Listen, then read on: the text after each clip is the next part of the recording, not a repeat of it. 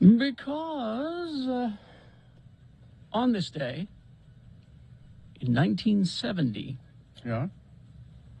Shocking Blue had the hit Venus The Dutch band on the charts. from De Nederland. I thought you were going to say, because on this day we wanted to start the show with a really crappy song. But That's every day, according to you, Bill. You always hate the opening Gina? song.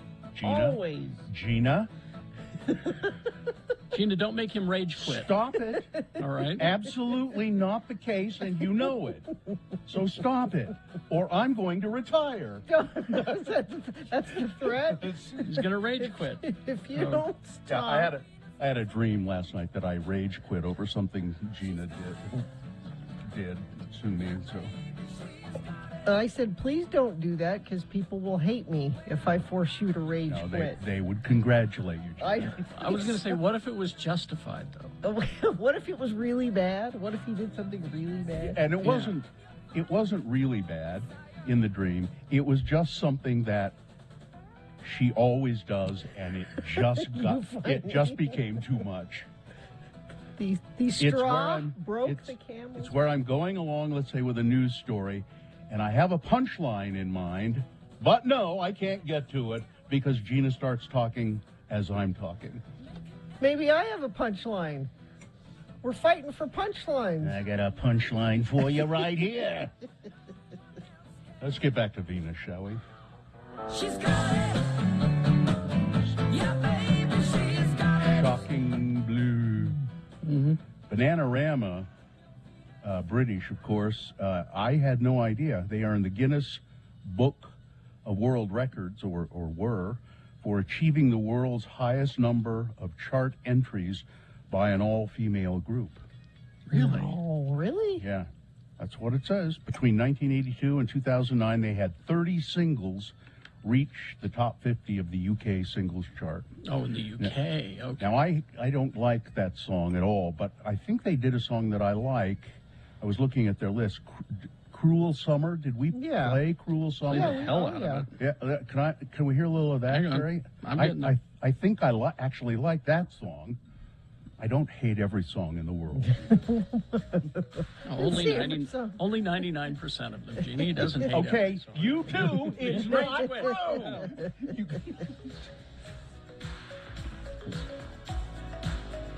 Turn it up just a little.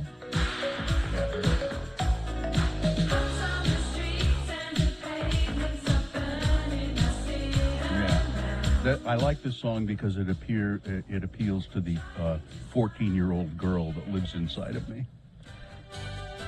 That's funny that you mentioned the Guinness Book of World Records thing, because those two songs we just played are the only two Bananarama songs I can think of.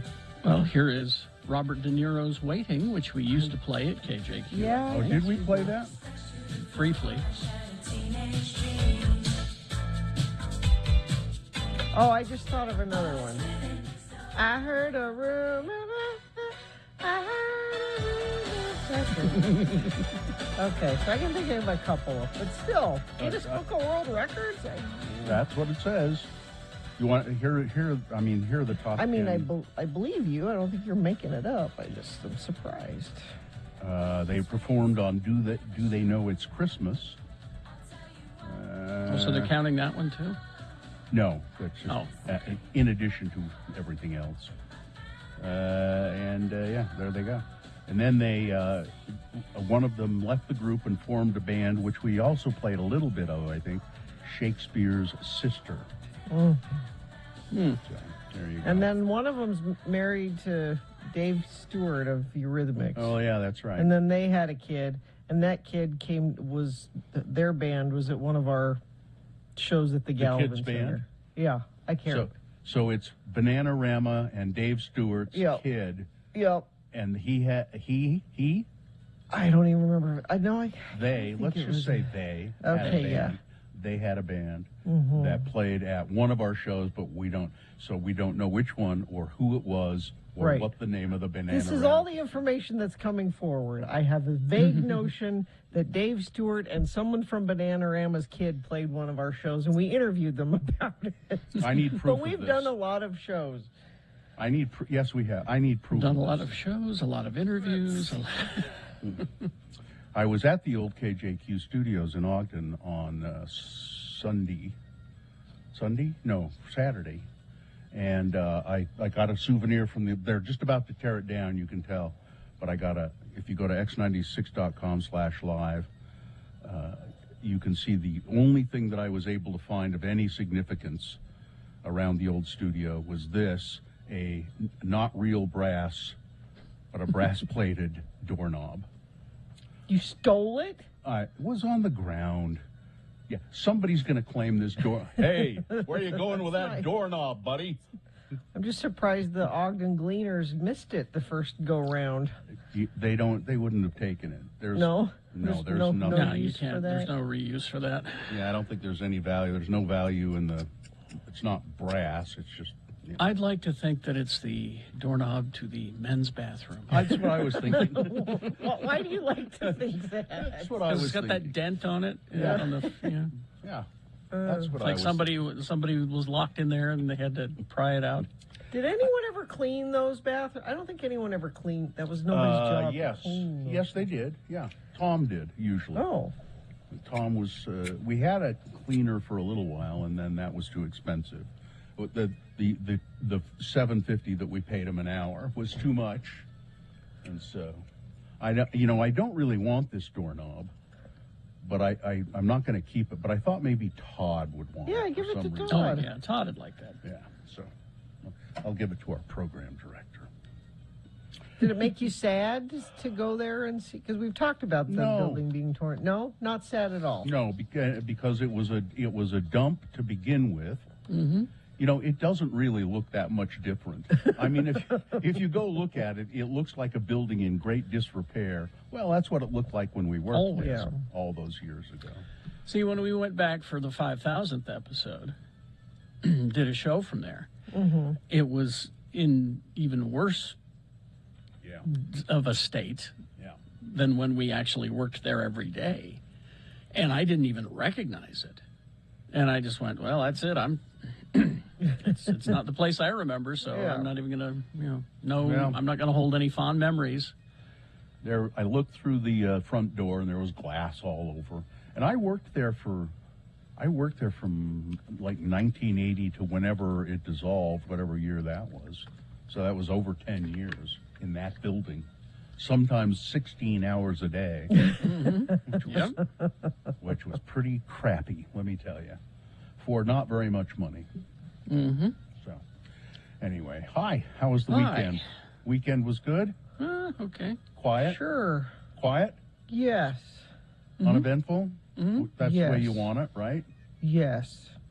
Any bit I of mean, not so uneventful. We thought Jonesy might have had COVID But- because she has a job now Hmm.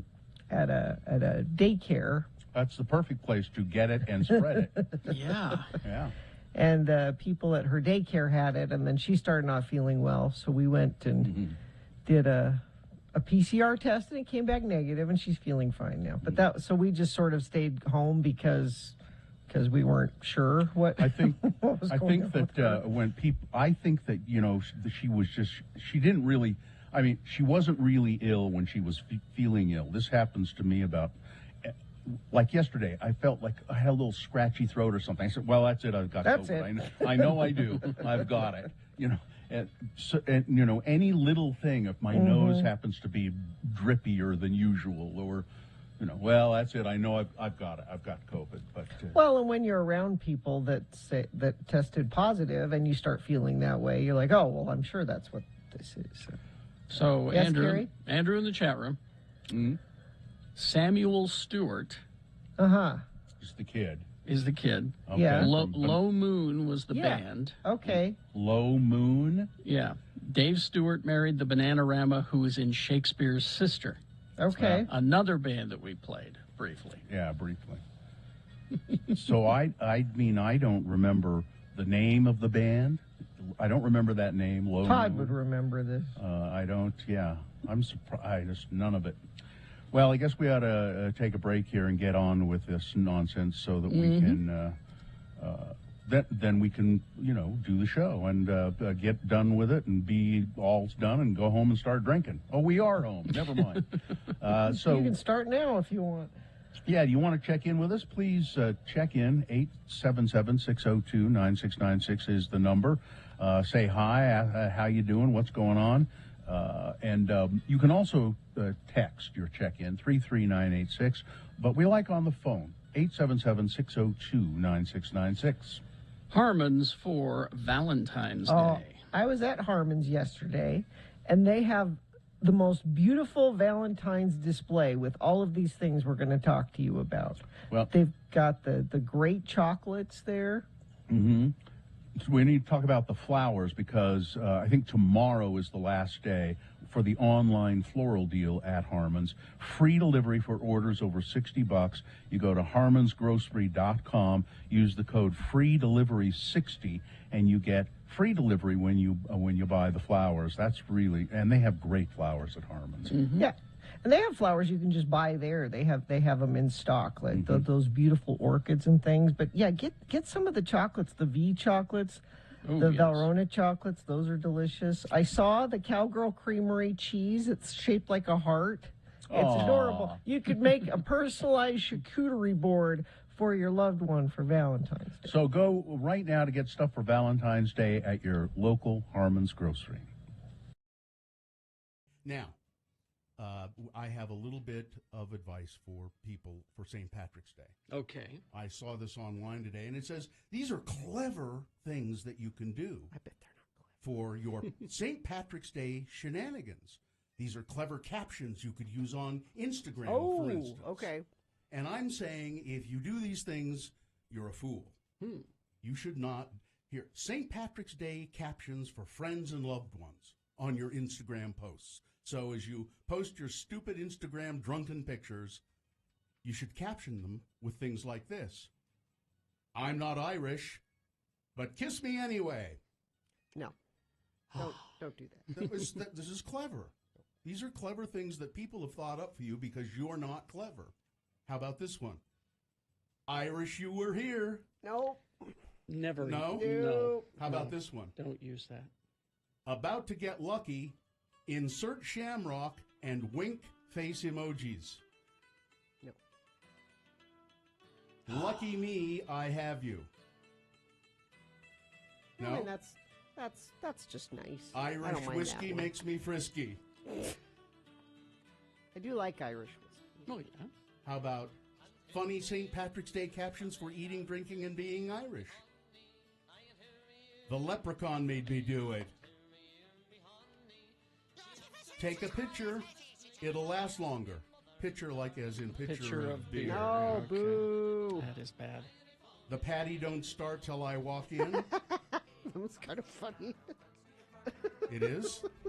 It made me laugh. The patty don't start till I walk in. It's a Kesha reference. The patty don't start. I know.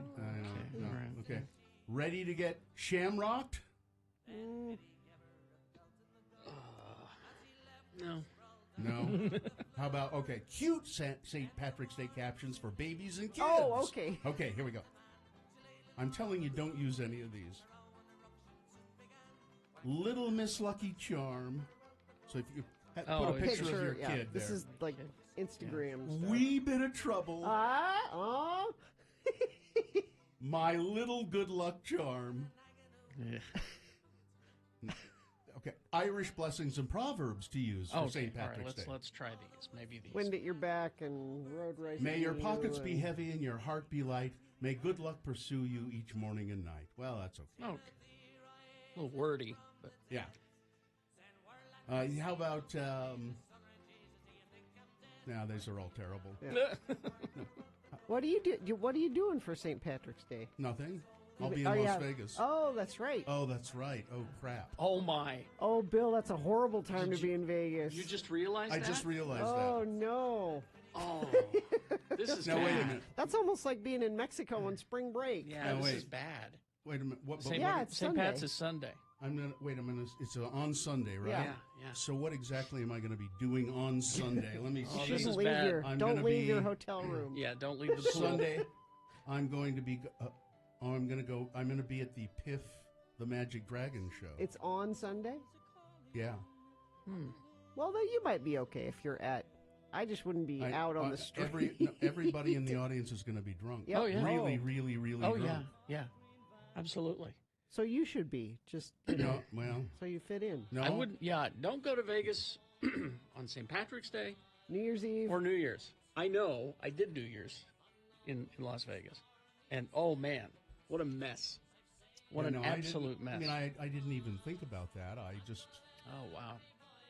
so Well, maybe you should take one of those cute sayings with you and use Yeah. it. kiss me, I'm Irish. Yeah. No. No. No. So I will be sober so that I can fend them off. You would take your cudgel. I have one on my I desk. know. Take it. I will. You can beat people away from you as you go through the crowd. And I wouldn't be sober if I were you. Otherwise, you wouldn't be able to take, if you're sober, it's going to be worse. Well, I'm just afraid I won't. I'm just afraid if I'm not sober, I will get in a fight. If I'm drunk, I'll get in a fight. Stay in your pool. Yeah, don't get in a fight. Yeah, Don't do that. Because my defense, I'll just be. Your defenses are down. My defenses are down, and I'll just be. I don't take that kind of crap from anybody. You know. And then I'll get beaten up. Yeah, you're in trouble.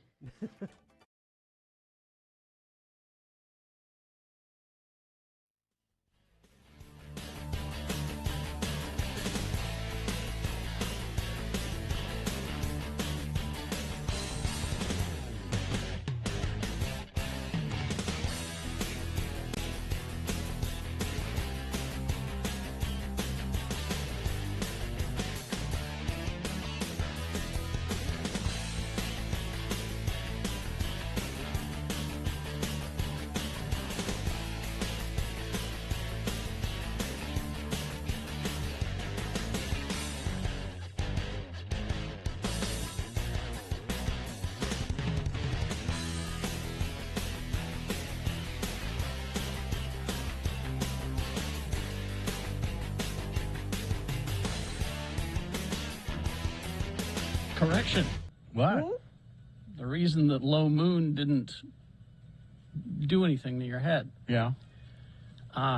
Dave Stewart's kid Uh-huh. brought a band to the Big Ass Show, Uh-huh. Nightmare and the Cat, So Right. different band. 2014. Now, Nightmare and the Cat kind of sounds more familiar Okay. to me than Low Moon. I still don't have. I don't have any memory of We've that. done a lot of shows. Yes, we have. Yes. With lots of bands that went on to do nothing. Yes. So, should we? And officially- some that went on to do a lot. Do you remember the year that we had a bunch of people bow out, and the only person we could get for Big Ass Show was Imagine Dragons, and we went, well, No, I guess I we'll guess have to we'll make do do. that. I don't remember that. You don't? No. So that was the only band there. It was like they were like way down on the list of. They weren't like our big band. I don't remember what the big band was, because Imagine Dragons was basically a local band at that point. We were like, well, we'll make do with Imagine Dragons. That was a long time ago, obviously. but I have no memory of it. Again, we've done Did a it lot rain? of shows. Did it rain? Did it rain? I don't think. Okay, It that would- actually might have rained that. That would year. help me remember if it rained. All right, should we officially begin this sucker? Sure. Start the new year by becoming a nurse. Nightingale College is a pioneer in online nursing education, blending online classes with on-ground supervised field experience, virtual college, actual nursing. Learn more at nightingale.edu. Tom Brady continues, by the way, his retirement from football. I just checked; he's still retired. The moon is 39.4% of full. The moon will rise today at 11:01 a.m. Today being Monday, it's the 7th day of February in the year of our Lord Jesus Christ, 2022. And this is the morning show that has found ways around the supply chain shortages so that we can be a steady, reliable source of high quality, hilarious radio entertainment at no cost to you. We are the Radio from Hell show. starring the lords of morning radio, Kerry Jackson. I'm Bill Allred. Where's your hat, Kerry? That's Gina It's right- Barberi. It's over there. You usually put it on. Katie for short is our producer in the studio. Did your hiccups go away, Katie? Yeah, good. And Miriam and Cameron Diaz are helping out in the producer's booth. It's a Send a Card to a Friend Day today. And Gina, I, as a matter of fact, I have a card with a stamp on it that I'm sending to you. Thank you. That'll It be says, in the mail it today. says, I quit. I retire. It's your fault. I quit, and it's your fault. It's also Periodic Table Day. Periodic Table Day, which is I think that table is a way to track your menstrual cycle. Isn't Yes. it? That's what it is. And it's also National Fettuccine Day. Alfredo DeLilio invented the entree. He wanted to entice his wife to eat something because she was suffering from postpartum depression. So Alfredo DeLilio whipped up something he called, well, he didn't call it fettuccine Alfredo. He just said, here, he called it, here, take this, eat this. But he put it on the menu in his mother's restaurant. And it became so popular, it was a sensation at his mother Rosa's restaurant that people started calling it fettuccine Alfredo. So he is the father of fettuccine Alfredo. And and of course, later on in history, Olive Garden found a way to ruin it. But that's so that's all. Check-ins? Big Ass Show 2012. Imagine Dragons. It's not that long ago. Headline. 10 years. Think I'd That's remember what- something. You would think. No memory. You don't have any memory of Imagine Dragons being at the Big Ass Show at all? Well, I know they have been at the Big Ass Show, but you know, Gina, you have to remember, since the first Big Ass Show and then the last one we ever did, I've suffered several head wounds and issues. So, you know, so it's just, you know. 877-602-9696 is the number if you want to vocally check in. Please do. Let's see. Good morning, Radio from Hell Show. Always love to hear you all first thing in the morning. This is John. Hi. Let's see. Anyhow, going to wait for the sun to rise so that I can practice my golf. Yeah, that's the weather we have. Yeah. I guess John. it does get kind of warm enough to play golf when the sun comes out, doesn't it? Sure. Yeah. Johnny B checking in, still thinking I made the correct choice to rage quit the hospital 9 months ago. Well, Oh, maybe. I wouldn't blame you. Yeah. Shane checking in from Springville. Cement Dave checking in, sipping a delicious cup of Highlander grog with a splash of cream. Is that a morning drink? Why Highlander not? grog? Why not? Any drink is a morning drink if Sure. If you drink it in the morning, it you're in is. the right frame of mind. And No it Creek is then. coffee? Is that? Or Yeah, That's what I'm having. That's what I'm having as well. In my mug that a listener made me, it's got flowers on this side, and then on the other side, it says, Mona, Utah, so why not? See, right I there. still want that on a billboard. I really do. Well, we'll talk to the mayor, Mona, Don Criddle, at some point. I think Don is up this week, maybe. Up to the capital I- city? Well, I understand that he's prepared a state of the city address Oh. for Mona, Utah. For the legislature or Well, he's gonna. He couldn't really find anyone who was interested in hearing it, so he said, "Could I do it on the radio?" And I said, Sure. "Yeah, sure, why not?" is there a radio station in Mona? Well, you can No. hear us in Mona, can't you? Yeah, I think Yeah, so. I think. I think you can hear because it's a little south of Nephi, but I think you can hear us that far down. I think it'd be fascinating if there was a radio station in Mona. Well, Carrie's maybe making a suggestion. I maybe think it there would be. is. I'll Actually, check into that, Carrie. Check into that, would you? Yes, I will.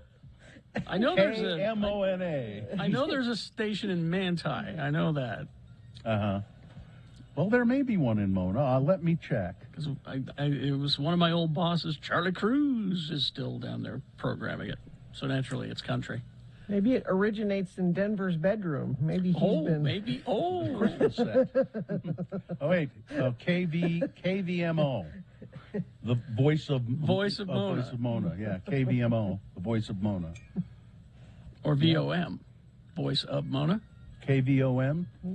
It could be. We'll check. Coming to you live. Any of these might be true. Coming to you live from Denver's bedroom. Yeah.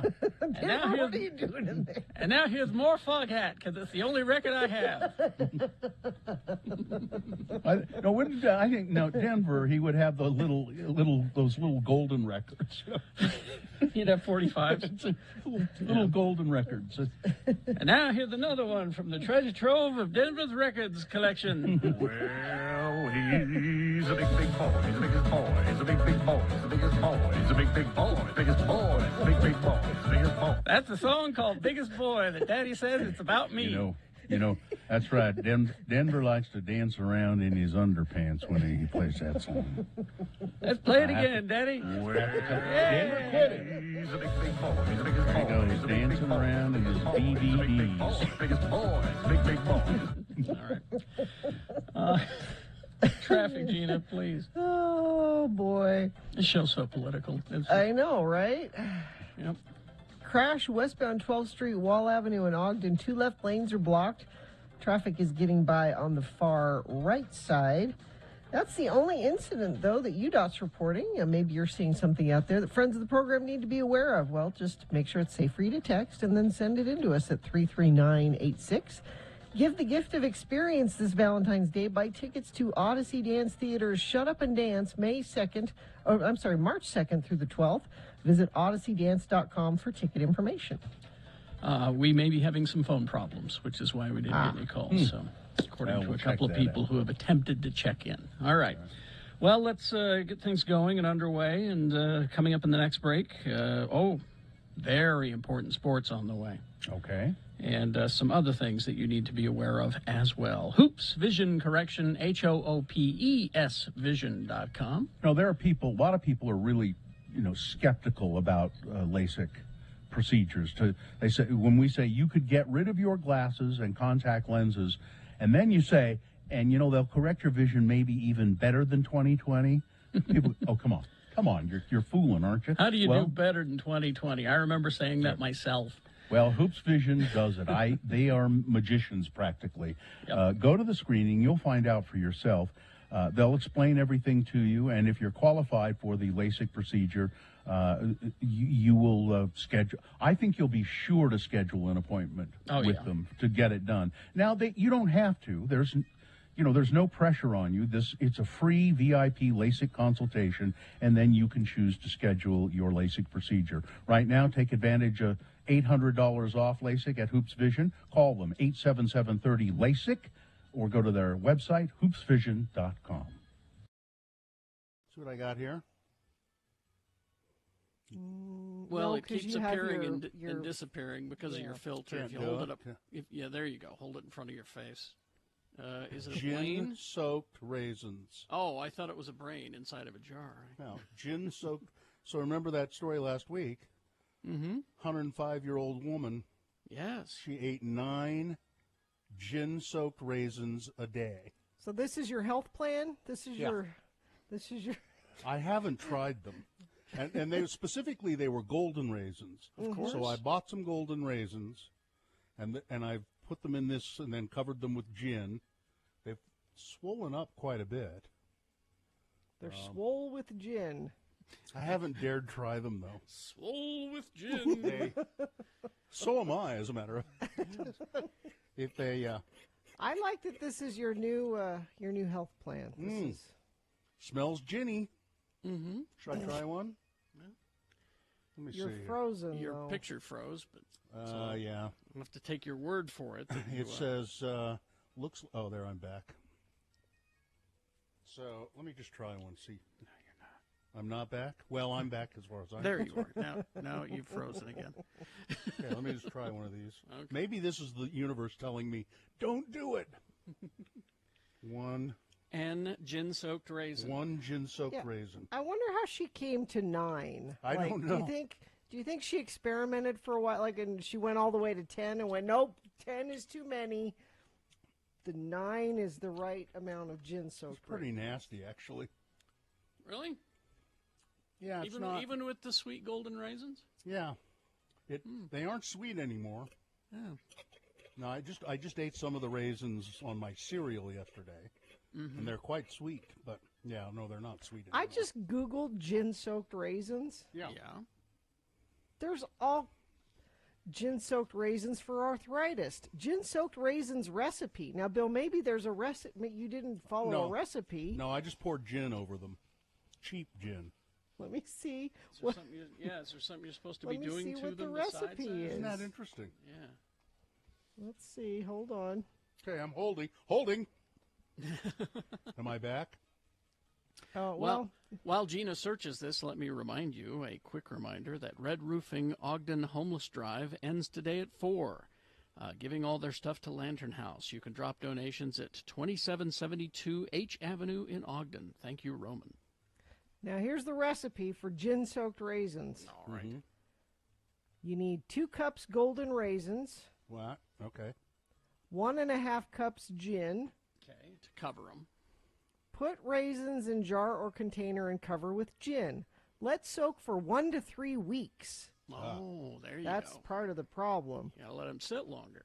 Keep in a cool, dark place, then eat 9 a day. This recipe says have I don't know. 9 I'm a having day. I'm having flashbacks of turmeric and pepper. You know.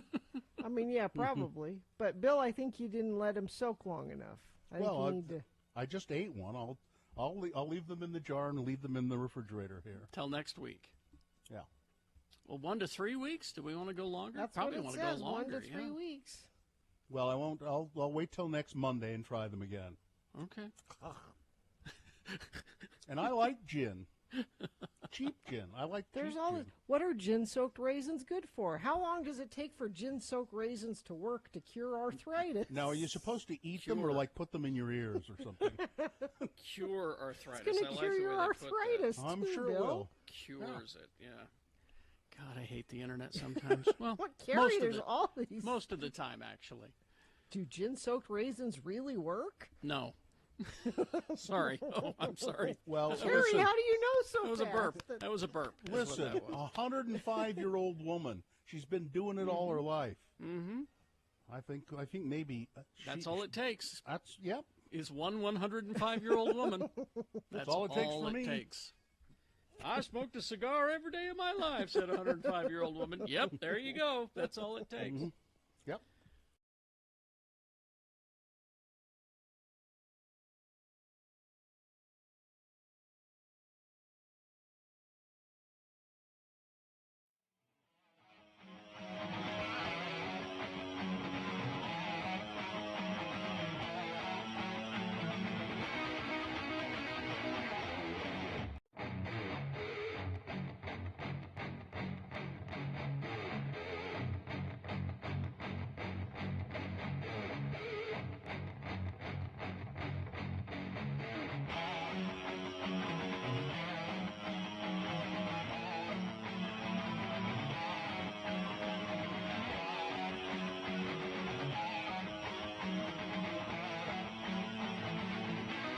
A birthday? Thanks, Carrie. 6:38. We're dipping into the archives today. I love it. We'll have new drops tomorrow, but archives today. Let's see. So yes, we have very important sports coming up with Edward K. Brass. Do we? Yeah. We think so. Yeah. Oh, we're pretty sure. Katie's nodding. Yeah. Yeah. Apparently the phone lines work with us dialing out, but not y'all dialing in. So I think that may be by design. maybe. I think maybe management has decided it's not a good idea for us Can we- to take any phone calls. Can we just get those one-way phone lines that we've heard about? Those are cheaper? Okay, well, we'll take those. But we do have that coming up for you toward the end of this break. But right now, what? Yeah, well, we play Billie Eilish a lot on this Yes, radio we do. station. And a lot of people do because she's so popular. Will you want to sponsor this, Gina? Yeah, I went into the station over the weekend to pick up my mask, my Pura Vida mask that we had on our desk. They are a local company that's One of these. CDC says about 60% of KN95 masks are counterfeit, and Pura Vida KN95 masks, they're made in America, they're FDA approved. You're wondering where to get a good mask. This is a good local mask. Carrie's modeling it right now. You can use the discount code X96 and save 20% when you go to puravita.com. That's PURAVITA.com. Not just made in America, Gina. Made in Utah County. Oh, right here. Yeah. Local masks In for Linden. local people. Yes. All right. What was I doing? Billie Oh, Eilish? Billie Eilish, that's right. Grammy Award winner, of course. She was performing at the State Farm Arena on her Happier Than Ever world tour when she stopped her concert to help out a fan in the crowd. Do you need an inhaler? She asked the young woman. Oh. The moment was caught on camera by numerous concert goers and posted to social media. In the clip, Billie Eilish turns to her security team and says, "Get an inhaler and help this poor woman, this young woman." A few minutes go by, personnel check on the girl. Meanwhile, Eilish addressed the thousands of fans in the arena saying, "It's okay, give her some time, don't crowd her." As for the girl, she appeared to be fine after a little bit, and she stayed in the audience. And this story takes significance because of, what was his name? Is it Travis Scott? Who, the person died in the in More than the one. audience. More than one, and he didn't stop the show. He briefly paused and looked out into the audience, but then just kept going with the show to the end. So this story takes on more significance, of course. Kanye West is alleging that Kim Kardashian accused him of putting out a hit on her Whoa. amid their public feud, and he says, "I didn't do that. I didn't put out She a hit." accused him of Putting a hit on her. Kardashian opened up last week about the difficulties of co-parenting with Ye in a lengthy Instagram stories argument, and defended her parenting methods after Kanye negatively commented about North, their kid, doing TikTok videos. So the kid is doing TikTok videos. North's a little young for TikTok videos. Yeah, and Kanye doesn't like that, but Kim says divorce is difficult enough on our children, and Kanye's obsession with trying to control and manipulate our situation so negatively and publicly is only causing further pain for everyone, said the shapewear mogul. And so Kanye says, well, I'll tell you what, she accused me of putting a hit on her. And yesterday, Kim accused me of putting a hit out on her. So let me get this straight. Begged to go to my daughter's party, accused of being on drugs. Then I go play with my son. Then I take my Akira graphic novels, and I'm accused of stealing. Now What? I'm in. I don't understand what you're saying here. Well, don't- I'm speaking Kanye at this point. That's why I That's don't. why. He says, I had to beg to go to my daughter's party. Okay. I'm accused of being on drugs. Okay. Then I go play with my son, and I take back my Akira graphic novels that I'm accused of stealing, but they're mine, and now I'm being accused of putting a hit on her. So he's crazy. Okay. Yeah. And you know what else is crazy? Jackass was #1 at the box office. But, of course, we knew that would happen, didn't we? Well, it was either that or Moonfall. Moonfall so Which was fell. terrible, apparently. those were your choices. Moonfall fell. It did not do well at all. Graphic video of a man engulfed in flames. It was shared on social media, of course, and everybody sharing it said, you know what, this guy set himself on fire to protest COVID-19 vaccine mandates. The 25-second clip from January 31st shows the man standing outside some barracks in the city of Rende, southern Italy, as 3 men attempt to put out the fire that is engulfing him. Local media quoted witnesses saying the man had doused himself in petrol and set himself alight with a lighter, and then they claimed that he said he did it to protest vaccine mandates after losing his job. Well, that's not true. Not true. Not true. As is usually the case with these kind of things. The family of the man who did it, a 33-year-old teacher, released a statement to local media saying they condemned the speculation that it was linked to vaccination. We regret that unfounded information has spread about the motivations of the gesture, along with speculation on a story that requires the right to respect and a dutiful silence, they said. They said it had nothing to do with COVID. He's had problems and he lost his job.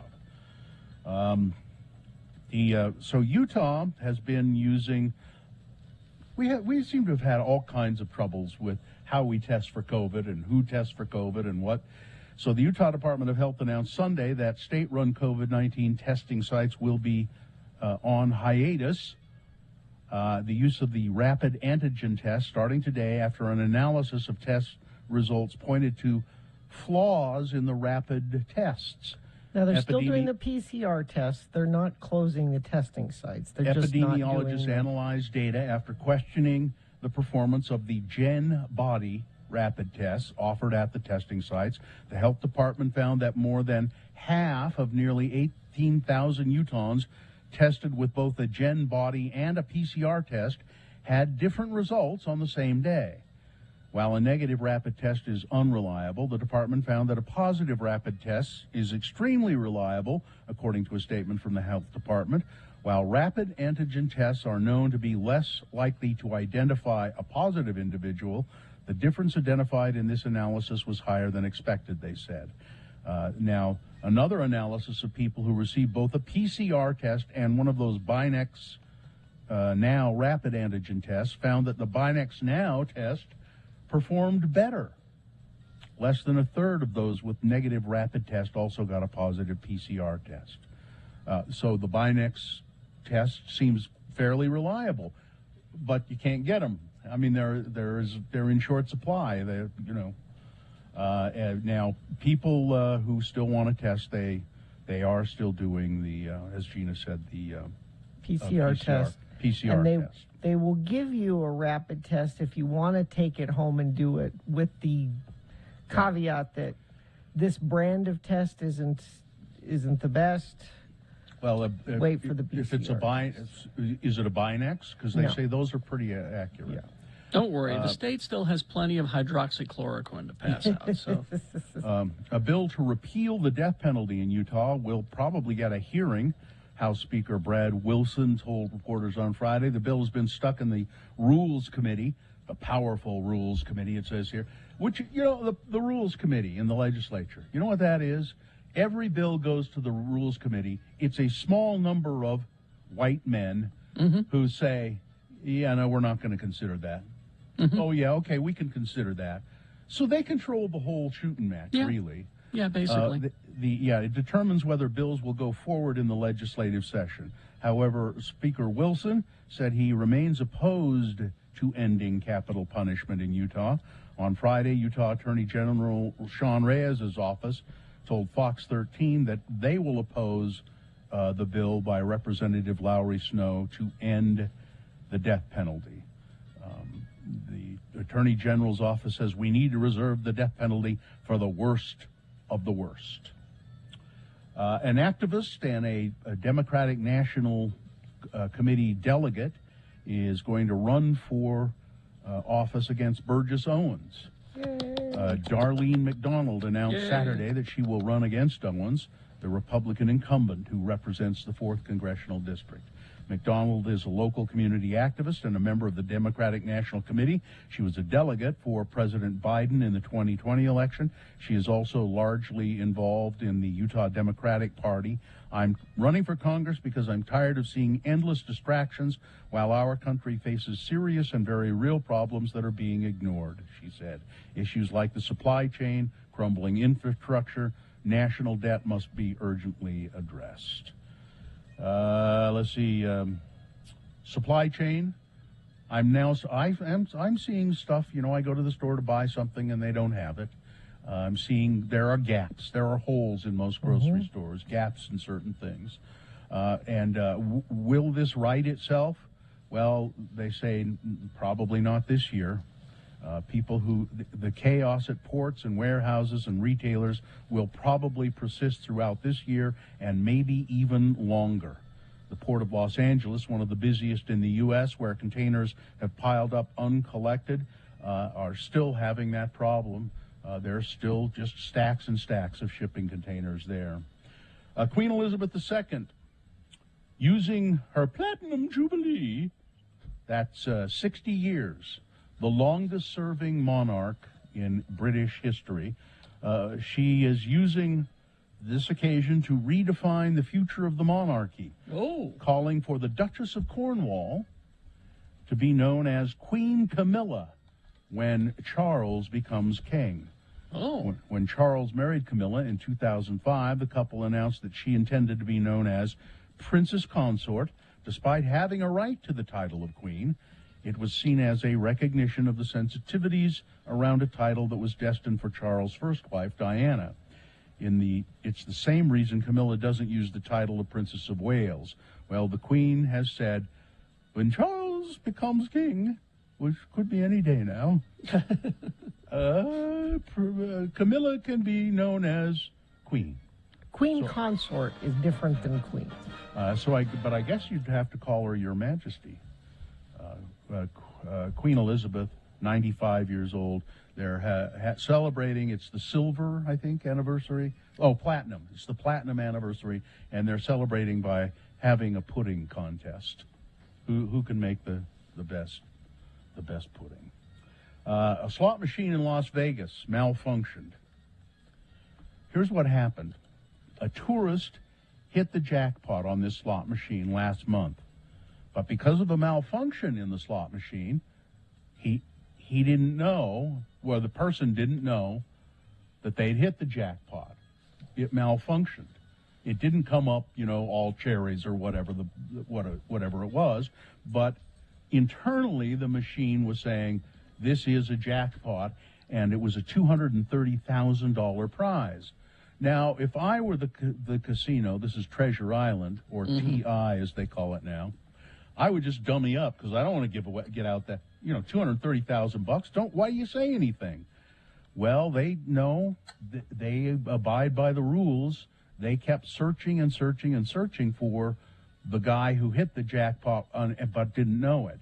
They finally found him, a man identified by officials as Robert Taylor, who played the slot machine at Treasure Island, but due to a communications error, the slot machine malfunctioned, didn't notify Taylor or casino personnel that he was a winner. By the time the error was noticed, casino personnel couldn't find him. They couldn't identify him. And so, but then they tracked him down, and he got his dough. So there you go. Weather traffic. Gambling. We're just not going to do weather this week. We're just not, because it's... I don't think you can make that decision for all of us, Gina. All right, the air is bad. It's getting worse. There's no end in sight. The end is near. 45. Apocalypse is part of a weather forecast now? There's no...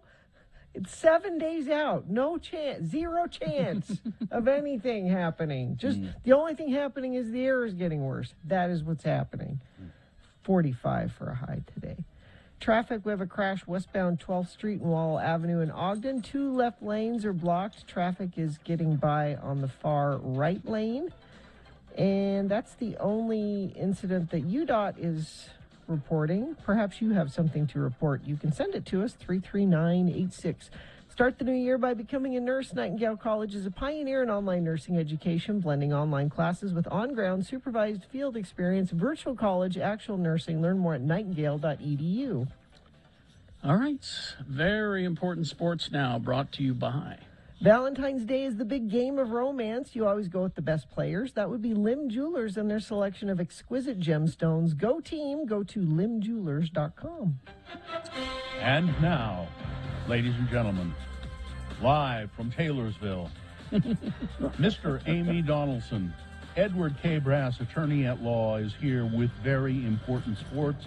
Good morning, Mr. Brass. How are you? Good morning. I'm fine. Good morning from the city by I-215. That's our motto. In the pre-Super Bowl edition of Very Important Sports, the predictions are the Bengals will win and that you'll eat a lot of unhealthy food, drink too much, and watch bizarre commercials. Yeah, that's true. For Pittsburgh cake gourmet Mauricio Paez and Raul Montemayor, who comes from the land of the ice and snow, where there is winter, Tejas, there's a tiny bit of F1 news. The 2021-2022 champ Max Verstappen drove his F1 car on a frozen Dutch lake, chased by a motorcycle, just for fun. You can see that on ESPN.com. $1 million car driving around a frozen lake like a lunatic. Yeah. Nothing's stopping him. All right.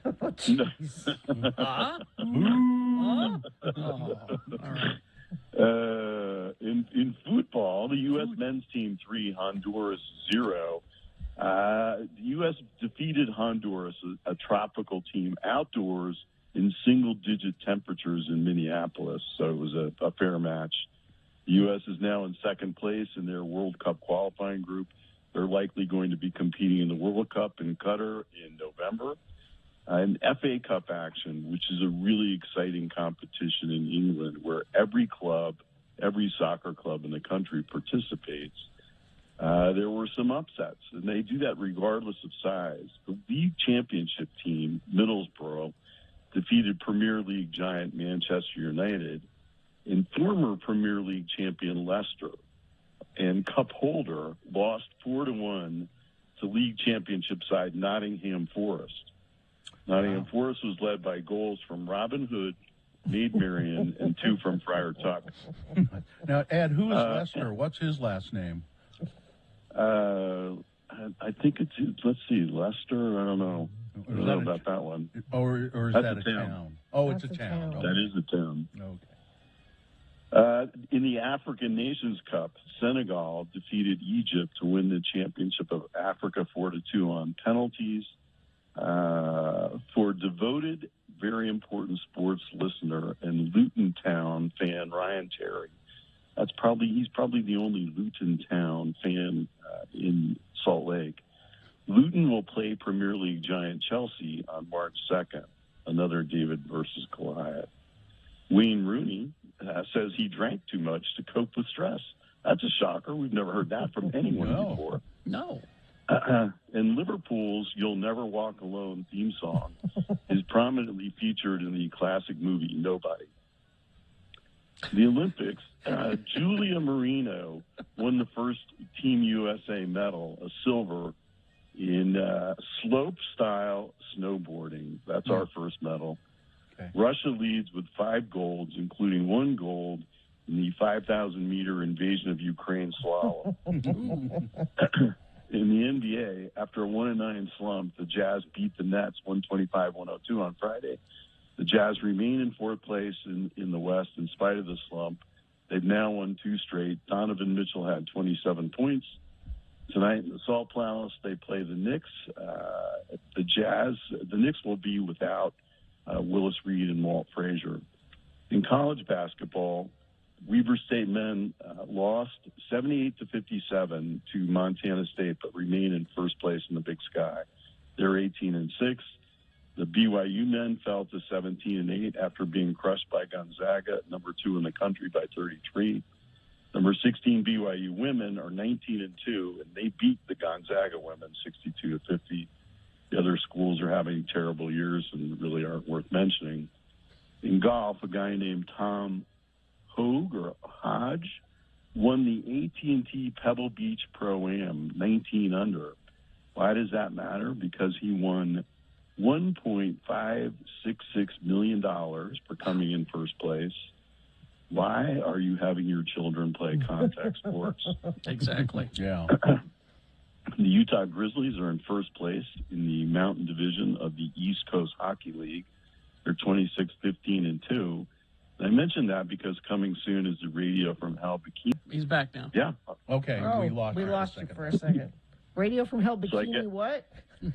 Bikini Night at the Maverick Center Oh, featuring yeah. Bill Allred in Very Important Sports. Both Ed and I are going to College- be in our thong bikinis there. That's right, baby. Yeah. In college football, Jim Harbaugh slinked back to Michigan when no NFL team would make him an offer. Both his offensive coordinator and defensive coordinator were so offended they left. In the NFL Pro Bowl, possibly the least relevant professional sports all-star game that matters only to the players who have bonus clauses in their contracts, no one tries on defense because no one wants to get hurt. The American Conference 41, the National Conference 35. Each team returned an interception for a touchdown. Raiders defensive end Max Crosby was the defensive MVP. Oregon and Chargers quarterback Justin Herbert was the offensive MVP. Kyler Murray of the Arizona Cardinals had 3 touchdowns and 1 interception return for a touchdown. And State Farm's Patrick Mahomes, 5 for 10, 53 yards and 1 interception. And finally, this score, those little hearts with words on them, 47. Very important sport, 0. Oh, I disagree. So there you go. Yeah, they're killing me. They're killing me with the little hearts. So. Ed, everyone in your family okay? Yeah, we're coming off COVID, and everybody's okay now. But everybody will be fine. Okay. Yeah, everybody will be fine, just fine. All right. It's the brain fog. It's the brain fog. I think I've got the brain fog for good. So, well, we'll see you at the Maverick Center. Thank you, sir. Be with you. Okay. See ya. Bye. Ivy asking, does Ed really watch all of this? Yes, he does. Yeah, pretty much. It's very thorough. Traffic, Gina, please. Let's see, a medical situation, southbound US 189. This is in Wasatch County. The right lane blocked with emergency crews. Stay to your left if you're leaving Heber City. And just to mention, we have a new contest coming up in mere moments. It's the 5 Days of Valentine's giveaway. Be listening after these messages, and we'll give you the keyword you need to try to win. All right. We open a present coming up, too? Yeah, we'll do that as well on the way. Also, Boners Round 1 coming up. Stand by for all of that. KXRK Provo. It's simple. We give you a lot of music.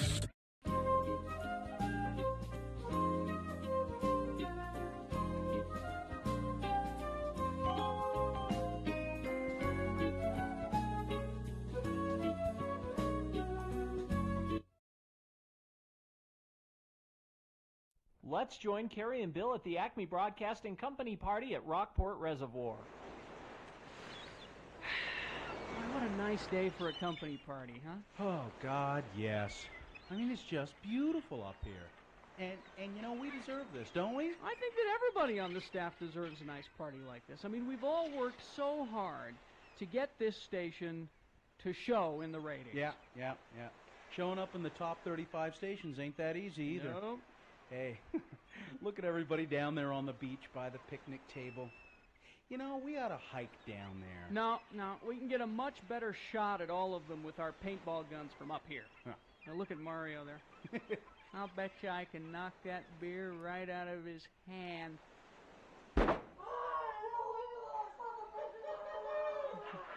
Good shot.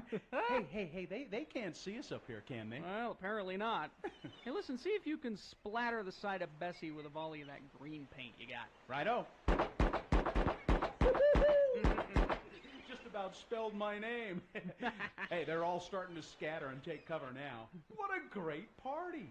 Hey, see if you can hit Sonny before she makes it to that tree. Okay. Oh, damn, I missed her. You know, she's so thin, there's not much of a target there.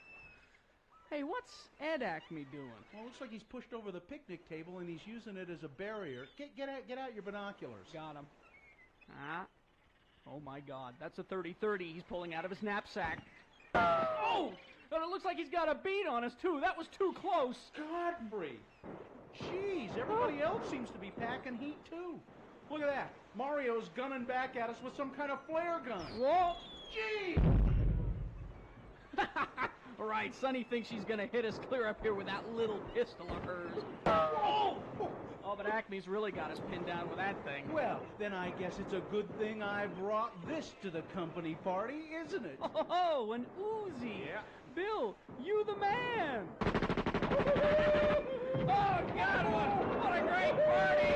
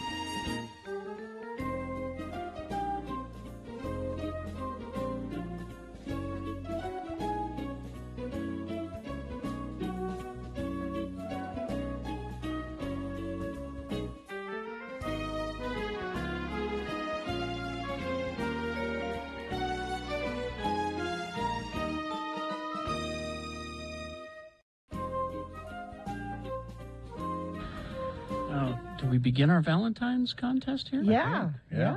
Do we have some Valentine's music, Carrie, to Let me see if I accompany? can find something. How about It's a Gas by Alfred E. Newman?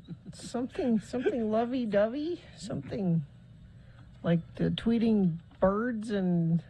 I was gonna say, don't wait for me. Something Oh, from okay. Disney. It's the 5 days of Valentine's giveaways, and today's sponsor is Elixir Lounge. Check out Holiday's new Eastside Kitchen and remodeled bar near the base of Big Cottonwood Canyon. Live music every Friday and Saturday night from 6:30 to 9:30. New and covered heated patios with some of the best views of sunsets and the mountains. Kitchen open 7 days a week. Looking for a venue for your event? Book now at Elixir Lounge. Go to elixirloungeutah.com. And the prize for this hour is a $50 Elixir Lounge gift card. You must be 21 to win this prize, so don't text if you aren't 21. You text the word Elixir. Elixir, let me spell that for you. ELIXIR, Elixir. Text that to 33986 for your chance to win. Where is the Elixir Lounge located again, Gina? It's the mouth of Big Cottonwood Canyon. Oh, okay. All right. All right. Well, so today I was looking at my email, and I got an email from one of our account executives, our salespeople. And I think I'll have this salesperson remain anonymous in this email, although he does always sign all of his emails, his name, and then it says after it, Marketing Wizard. Well, I didn't Marketing know we wizard. had a wizard working for us. So here's the email, and this came to all of us. Hey, guys, I finally dropped off your Christmas gift from the Advocates. It's in your cubs, which I assume he means cubicles. Yeah, Cubicles. C-U-B-S, but no, he didn't say cubes. He didnn't say cubes. He wrote C-U-B-S is cubs. It's in your cubs. It's in your cubicle. Yeah. Sorry for the late delivery. I kept forgetting to bring them in. Thank you. Again, sorry for the late delivery. So it's been, what, 2.5 months It's a Christmas since Christmas. present. And we each got one. Now, Katie went to my cub Yep. and retrieved it from There's my... Christmas tree wrapping paper on it. That's how you can tell. It was show everybody, Katie. All right. Yeah. So, and there's a card on there, too. Now, X96.com/live is where you can see this. Now, what was that other thing you were holding up, Katie? Well, so the first thing you see on your box is socks. They're socks that speak from the soul, according to what this says. But it says, bring me some whiskey. And when it says "bring me some whiskey on my socks," Yeah, and I think it's like the sticky rubbery bottom, so you won't slide anywhere. After you drink the whiskey. Yeah. Is the "bring me some whiskey" the rubbery? Yeah, stuff? I think so. Well, then nobody will see it. Well, No, but you got to put your feet up. As many times as I fall over, so that They read, your family will read your feet and just bring you more whiskey and set it next to you on the floor. So now there's a big box, and there's a card on it. Does the card say anything? Working on it. Okay. I'm just curious as to what this is. It says, Merry Christmas, has a little Santa elf. Bill, cheers to a kick-ass year. Let's do it again in 2022. Okay. Okay. I'm excited. This is really exciting. It's like Christmas. Yeah. It is. If only it was July. Yeah. Oh my gosh. Gina? What? You called it. Yeah, I knew What? that's what they usually do. Folk, or I'm sorry, Forolk, F-R-O-L-K, whiskey set. Oh, But it's not actually whiskey, though, is There's no it? whiskey, but it's... I don't know that there's whiskey in it, No, but it's a it's full set glasses. of glasses and stuff. And stuff? I don't know. It's just a box right now. Give her a minute. She's opening it. There's a lot here. I've never seen anybody struggle so hard with a wrapping paper. Well, those advocates, they really do the wrap. There's a lot of tape on this thing. Well, they don't want accidents to happen. Well, That's you don't true. have to. You don't. You say you don't. I don't. already had the tape going, don't? Oh. so it's going. But you don't. Okay. I just. Wow. It's. Don't use your teeth. I wasn't God, using my Katie. teeth. Oh, She's got It's nails. nails. You're going to break your That's what nails. you have nails for. They're tools on the ends of your fingers. What color is your fingernails? I can't tell. They're olive green. Yeah. Okay. Now- Frolic. Is that what it's called? Yeah, Frolic.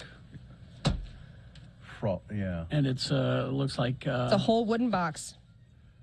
Wow. Oh, that's nice. It's a nice wooden box. Oh, and you get save the bubble wrap. I'm Save excited. the bubble wrap. That's part of the gift. Using Now that we're going to have later. to go get your guys to see if it's the same thing. Ooh, it's a really nice box. That's It's incredibly nice. You've got the frozen balls that you can put in the freezer. You put those in the freezer. Coasters. That way it doesn't water down your whiskey. Oh, yeah. The graspers for your metal things, and very nice glasses. Well, That's a lovely gift. That's very That's nice. very nice. It would, the only thing that could have made it better was whiskey, but The only thing that could have made it better was getting it at Christmas time. well, no, That would have made it better. Actually, I'm going to have to thank our marketing wizard for forgetting, because this is nice. I got plenty of stuff at Christmas. This is just a little extra now. Put the card inside the box for you. Okay, thank you. I'll come and get it someday. I don't know. Maybe now that it's unwrapped, it's really nicely. Maybe you should hide it. Someone will steal it. I wonder if I don't want somebody to steal I it. can put it back in the box. Oh, okay, do that. Yeah. Yeah. I'll come by and get it at some point. Well, That was exciting. Well, thank you, marketing wizard, for forgetting to bring in the present, because it was like a little bit of Christmas here 2.5 months later. And thank you to the advocates. Yeah. Yes. Oh, yeah, of course. Thank you, advocates, for. And I can use that. I'll use that probably daily. Just put it on your little, table next to your chair where you watch your shows. Well, With the socks on. Yeah. I'll put my socks on, put my feet up, and Mm-hmm. just reach down and grab a bottle and. Here's pour a glass. here's Jen from the Advocates texting in. Says, you guys got booze last year, so I wanted to do something different. Oh, you're very thoughtful. Glad Chris got it to you guys. Yeah. Thank you, Jen. Yes, but remember, Yeah. the marketing wizard got it to us 2.5 Yeah. months late. At least Jen. you know Remember now that. why we didn't thank you till now. We didn't know we That's had true. it. We didn't know. All right. Traffic, please. Let's see. We've got crash northbound I-15 at milepost 252. This is 1 mile northeast of Payson in Utah County. It's off to the right shoulder. Medical situation southbound US 189 in Wasatch County. Right lane is blocked with emergency crews. Stay to your left if you're leaving Heber. And that's where you'll encounter that. And if you're encountering other things you think friends of the program need to know about, you can text us 33986. Okie doke. Boners round one, here they are. You'll be voting for these candidates. Boner candidate number one, the 23% of Utah voters who believe that violence is the answer. Boner candidate number two, he had several valid reasons for impersonating an officer. And boner candidate number three, get in the trunk, Blanche. Yikes. Boners round one coming up after these, along with some other things you need to know. X96.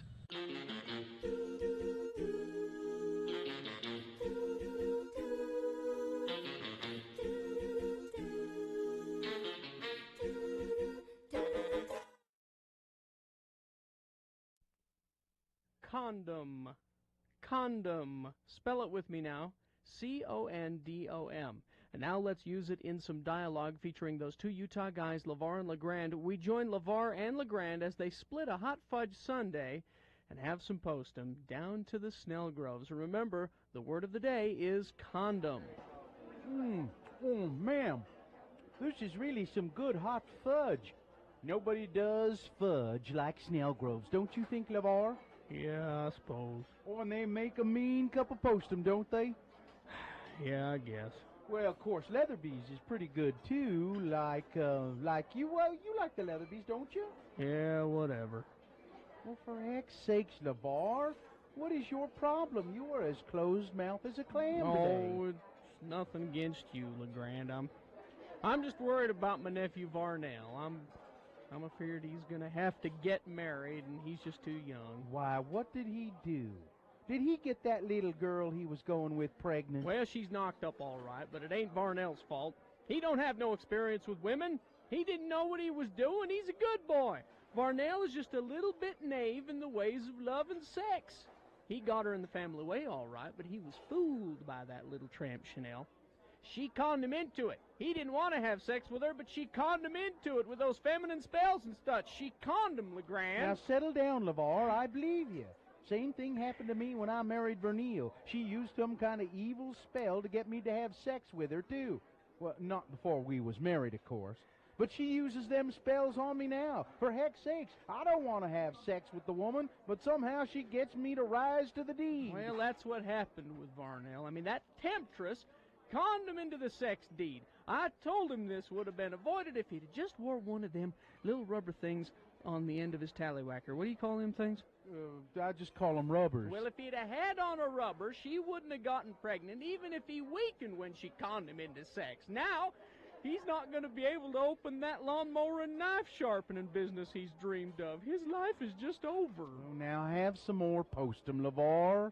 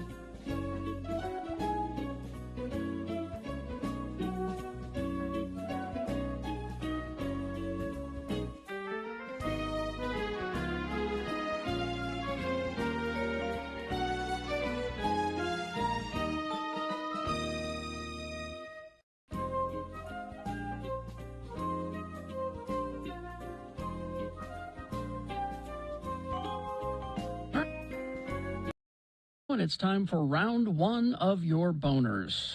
Here we go. 3 news stories. These will be examples of bad, stupid, or funny human behavior. And you'll have to decide with your vote of these 3 candidates which one is the worst, which one deserves to go forward to boner fight and possibly become boner of the day. If it wins here, it's just the winner of round 1. We'll explain the rest of it later. Coming up, okay? So here we go with round 1 of your boner voting. 2 candidates now, a third after the news. Once you've heard all 3, you'll vote, and one of you lucky random boner voters will receive. I can't buy it, gotta win it. Radio from Hell boner t-shirt. Number 1, in your boner candidate list. The 23% of Utah voters who believe in violence. We all know that a violent mob attacked the U.S. Capitol a year ago, and nearly 1/4 of all Utah voters say that there are times when violence against the government is justified. 10% of Utah voters say that they support the action of those who broke into the Capitol as Congress attempted to certify the 2020 presidential election on January 6th. But the overwhelming majority of Utahns, 82%, said that they don't support the action of those who stormed the Capitol. 62% say violence against the government is never justified. But the poll found Utahns divided over how much responsibility former President Trump bears for the Capitol riot that resulted in 5 deaths and disrupted the peaceful transfer of power. They asked the question, the Deseret News asked the question, do you support or oppose the actions of those who broke into the U.S. Capitol on January 6th? 10% said yes. 82% no. 7% said, huh? I don't know. This is the first I'm hearing of it. Do you think violence against the government is ever justified? 23% said yes. 62% said, no, it's never justified. And 15% said, now what again? Who? Violent what? Capital what? Government? I don't know your words. I don't. Anyway. Evidence from the survey shows that overwhelming numbers of Utahns reject the idea that the January 6th was a radical or was a good form of protest. But still, that's that good, at least. that 23%, that worries me. 23% of Utah voters who believe in violence against the government, and they are 23% of the, well, they're boner candidate number one. It's legitimate political discourse, apparently.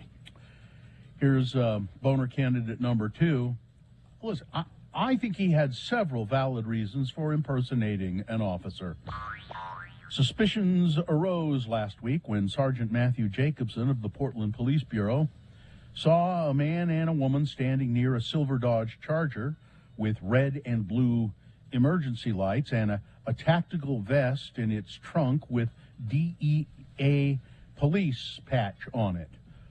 Sergeant Jacobson asked the couple if they were federal agents with the Drug Enforcement Agency, according to a federal complaint. The man, Robert Edward Golden, said, "Indeed, yes, we are feds," according to the complaint. It was not exactly clear what it was about, but the pair that first attracted the sergeant's attention on the night of February 1, but authorities later learned that Mr. Golden was an imposter who had tricked the woman into believing that he was an agent and that he was training her to be a DEA agent. According to a complaint filed in U.S. District Court in Oregon, Mr. Golden had duped the woman who was not named in the complaint for about a year. She'd been going along with this. He gave her a DEA badge to use on ride-alongs at night. He would take her to speak with homeless people to turn them into confidential informants. He spoke about the DEA, his colleagues there, like, Anderson and Luis. Morgan T. Barr, a DEA agent in Portland, said, no. Sergeant Jacobson found items in Mr. Golden's possession that burnished his appearance as a bona fide agent. But I think he had several valid reasons for doing this, and here they are. Mr. Golden told authorities that he had the fake DEA patches, which he said he purchased on websites like eBay and Amazon, because he and the woman were into cosplay. As for the Dodge, did she know that? As for the Dodge Charger with the red and blue emergency vehicle lights, Mr. Golden said, "Well, I wanted to make others believe that I was a federal agent so nobody would bother me in my apartment, and the lights were so I could get through traffic easier." He told investigators, he could get through traffic faster. And he said that he once acted like an officer. "I was able to break up a fight because I shouted police," he said. I'm stuck on him training this woman for a year, and you never went to like a official government building, like to fill out paperwork for this job training you were getting. That never happened. Gina, in a year. If you didn't know me, and I came and tried to pull I could dupe you into doing any number of things. I don't think so. I think so. I can think of one time, major time you were duped, but we won't go into that. Look, those were valid reasons. Okay, all right. They didn't want anybody to he didn't want anybody to bother them at their apartment complex. He used the lights to get through traffic faster. He broke up a fight one time. Perfect. You should be thanking me. Yeah. Boner candidate number 2. Coming up in a moment, boner candidate number 3. Get in the trunk, Blanche. All right. Boner candidate number 3 for round 1 coming up. What do we have here? Any stories? Joe Rogan. He's tired of Joe Rogan. Even more stuff about Joe Rogan. You want to sponsor Joe Rogan, Gina? I don't know if Haster Games wants to do that. Okay, we'll move on then. No, Joe Rogan issued. I'd better read this now so we don't forget. Okay. Because Haster Games deserves our attention. Please don't say we. Are you searching for Pokemon? Locally owned Haster Games has the best selection of Pokemon, Dungeons and Dragons, Magic, and more. Shop online at HasterGames.com or visit the store. 6831 South State. Curbside service is available. Joe Rogan has issued a new apology after a compilation was made by, I don't know who made it exactly, of Joe Rogan frequently using the N-word on his podcast. Rogan used the word more than 20 times in clips from different podcast episodes, which he said were compiled over a span of 12 years. In his apology, Rogan said, "It is the most regretful and shameful thing that he has ever had to address publicly." Quote, "I know that to most people there's no context where a white person is ever allowed to say that, never mind publicly on a podcast, and I agree with that. Now, I haven't said it in years," he said. He addressed a video of him comparing a black neighborhood to a Planet of the Apes movie. I certainly would never want to offend someone for entertainment with something as stupid as racism, he said. A Spotify representative declined to comment initially on whether it will take any action against Rogan. He hasn't said it in 11 years. He says that like he was a child back. He was 40. Well, you were an adult when you were using that word and acting like, well, it was just something we did at the time. No, that word is in your head and in your mouth, and you said it very easily. Well, he said, and he also said, Gina, he said, "I didn't realize at the time how awful that was, BS. and now I know that it was the wrong. I shouldn't be uttering the word. You're lying. I shouldn't say it. I'm not a racist." Either that word is in your head and mouth or it is not. And it is in your head and mouth. Yeah. You said it over and over and over. And I wasn't just saying that word. It was the context of those. Well, that the Planet of the Apes thing. Yeah. In a recent interview with the New York Times, Pearl Jam frontman Eddie Vedder recalled one of his old gigs at a club in the 1980s. He would he worked at a club. He wasn't in a band yet, and he said he would often work shows by metal bands that he despised. Quote, "I'd end up being at shows that I wouldn't have chosen to go to, bands that monopolized the late 80s MTV," Vedder said. "The metal bands that, well, I'm trying to be nice, I despised." It's not being very nice. Girls, and Motley Crue. I hated it. I hated how it made the fellas look. I hate how it made the women look. It was so vacuous. All of the comments I agree with, but let's move on. On Friday, Motley Crue bassist and songwriter Nikki Sixx responded to Eddie Vedder's diss with a harsh diss of his own, calling Pearl Jam one of the most boring bands in history. "Made me laugh today reading how much the singer in Pearl Jam hated Motley Crue," Sixx wrote. "Now, considering that they are one of the most boring bands in history, It's kind of a compliment, isn't it? Let's have a money fight. There's and they sort of addressed this actually in that Pam and Tommy show. So grunge sort of came around and put bands like Motley Crue away for a while.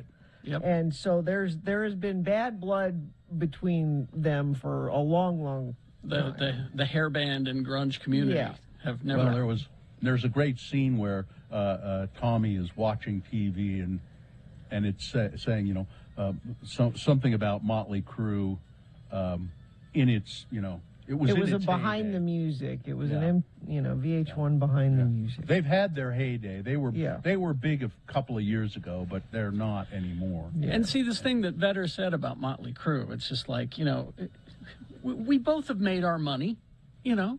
It's okay if I say I don't like Motley Crue. You're still rich as hell. We can coexist. Yeah, I don't know why Nikki Sixx would bother to respond.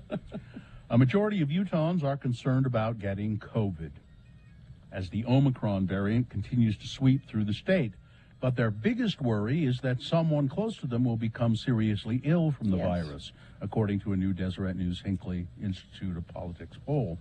The poll suggests that Utahns, though, may be resigned to catching COVID. Han Kim, a professor of public health at Westminster College, said that Salt Lakers or Utahns are weary of the pandemic that's entering a third year with no end in sight. I think it's a sense of resignation that folks are having. They're just tired of this. They want this to be over, and we've had the worst surge yet, the professor said, basically admitting to oneself that, yeah, I'm going to get it. It's a sense of relief in a way. That doesn't mean that they've given up on worrying about the impact of the disease on others, though. Utah has a strong sense of the collective, perhaps more strong than other states around the Intermountain West because of the predominant culture, he said. I think that helps. When you have a sense of collective, you have a sense that what I do affects my neighbors. I don't see that in the public much, Professor. I wish I saw more of that. I think you are theorizing and not looking at the real world, sir. And I'm done with cancer while we're on it, by the way. I've had it with cancer. Boring. And traffic. I'm just going to cross the street. I've had it with... It is true. It is true that I think that's a very accurate statement, though, that people are tired of it and they're done with it. You know, they just I said, I'm going to get it anyway. What the hell? I don't think that. I don't feel that way. And again, the precautions to take, you know, you wear condoms, right? No. The precautions that you're... Carrie, I think people that aren't wearing masks are not wearing condoms. The precautions that you're taking are so simple. It's not like we're asking for a lot. It's a mask. It's a vaccine. You know? But you know, I had in a situation over the weekend where I went into a house. I won't say who it was, and I was wearing a mask, and I said, I wish that the two of you would put on masks as well. And one of the people said, well, I mean, we've both had COVID. You can get it. I said, you can get it again. Well, I know, but you know, okay. Look how easy, though. Look how easy. Oh, there it is. Boom. Yeah. I don't get it. Mitt Romney, who likes hot dog meat, as we all know, does not like the National Republican Committee. No. The committee formally censured GOP Representatives Liz Cheney and Adam Kinzinger over criticism of Donald Trump and their role with the House committee investigating the January 6th Capitol riot. The resolution said that the RNC will no longer support the two as members of the Republican Party. Now, it didn't throw them out of the party, but if Cheney and Kinzinger want any kind of help from the Republican National Committee, which they can offer, they're pretty, you know, they come up with money for one thing, but they said, no, go away, you're dead to us. Well, Mitt Romney said that, you know, that's not, I don't think the committee should do that. He said he condemned the Republican Party over their role to censure Cheney and Kinzinger. Shame falls on a party that would have you censure people of conscience who seek truth in the face of vitriol. Honor attaches to Liz Cheney. Honor attaches to Adam Kinzinger. But Mitt, the party that you belong to doesn't believe any of those things anymore. Well, that's what he's saying. Yeah. So maybe you ought to quit. My guess is he's thinking very strongly that he will not run again. I don't think he'll switch to being a Democrat, but I don't think he'll. No, I'm saying form your own party. You know, the proper Republican Party or something like that. You know, because you're no longer in the majority, Mitt. They think the other way around. The Olympic Committee, the Olympic Cauldron, rather, will be relit next week to celebrate the 20th anniversary of Salt Lake City hosting the 2002 Winter Olympics and Paralympics. Various events are also planned in different areas across the state over the next few months. None of these events will feature the Hoberman Arch, however. Well, none of them. It's in pieces. And many of the pieces are missing now. I think they're sold for scrap. Mike Pence, former vice president, called out his former boss by name on Friday, saying that President Donald Trump is wrong in claiming that Pence had the right to overturn the 2020 election on January 6th. He was speaking to the ultra-conservative Federalist Society in Orlando and said, it is un-American to suggest that one person could have decided the outcome of the election. I had no authority to overturn it, and Donald Trump is wrong to say so. It took him a year to get the spine to say this in public. Took him a year. Yeah, I'm not sure why it took so long. It doesn't make any sense to me. It's because the January 6th committee is finding some things. Mm-hmm. Yeah, anyway. And we got a break here? Yeah, we got a break. Weather, traffic. Coming up, Gina, I've got a story for you about a man who has a giant spider in his car. Great. I look forward to that story. I don't look forward to the weather. I'm boycotting doing the weather this week. Maybe if I refuse to do it, a big storm will come in sometime this week. And maybe it's not how it works. It's worth a try. No. Because it's just the haze is building back in, and next 7 days there is no storm in sight, I'm afraid. 45 for a high today. Traffic, there are 2 crashes southbound I-15. Excuse me. First Are you is okay? on the right. You got COVID? Yeah. No, I'm good. First is on the right shoulder near the Parish Lane overpass. Second is on the exit ramp from 5th West in Bountiful. Cars are on the left. Highway patrols trying to get cars moved off the freeway. Traffic is backed up into Centerville. That's the only real issue happening right now, though. If you have an issue and you would like to share it with us, you can text it to us, 33986. Give the gift of experience this Valentine's Day. Buy tickets to Odyssey Dance Theater's Shut Up and Dance, March 2nd through the 12th. Visit odysseydance.com for ticket information. Boner candidate number 3, get in the trunk, Blanche. Pennsylvania man, you'll be surprised as to who Blanche is. A Pennsylvania man was arrested on Friday in connection with a bizarre theft. The man in question entered the Pocono Snake and Animal Farm in East Stroudsburg, Pennsylvania, through an unmarked door. This man, who they have not yet determined who it was, walked out of the petting zoo, essentially, the animal farm, with Blanche, a 22-year-old American bobcat. He kidnapped Blanche. Blanche could be seen struggling against the man on surveillance footage. Footage showed the man wrestling the bobcat into his red Hyundai Elantra, saying, "I don't want to kill you," and "Get in the trunk, Blanche." Jeez. Semyon Levitt was arrested by police a few hours after kidnapping Blanche. He received a dozen charges, including burglary, theft, criminal trespass, animal cruelty, animal neglect, marijuana possession, and drug paraphernalia and possession. There is no adequate explanation, though, here as to why Mr. Levitt wanted to kidnap Blanche the bobcat. Boner candidate number 3, get in the trunk, Blanche. All right, let's review the first two and vote. Boner candidate number 1 is the 23% of Utah voters who believe that violence against the government is often necessary, and the 10% of Utah voters, we should add, who support the Capitol 6th riots. Boner, the January 6th Capitol riots, I should say. Boner candidate number 2, he said had several valid reasons for impersonating an officer. And this guy it's interesting, too, he tricked a woman into believing that she was also a DEA agent. And Boner candidate number 3, get in the trunk, Blanche. Thank you. It's time to vote for round 1 of your boners. You've got to decide of these 3 candidates which one is the worst, which one deserves to go forward to boner fight and possibly become boner of the day. 1, 2, or 3, remember those candidate numbers. The one that you think should win, put that single digit in the message of a text, and then text that to 33986. Pretty easy to do.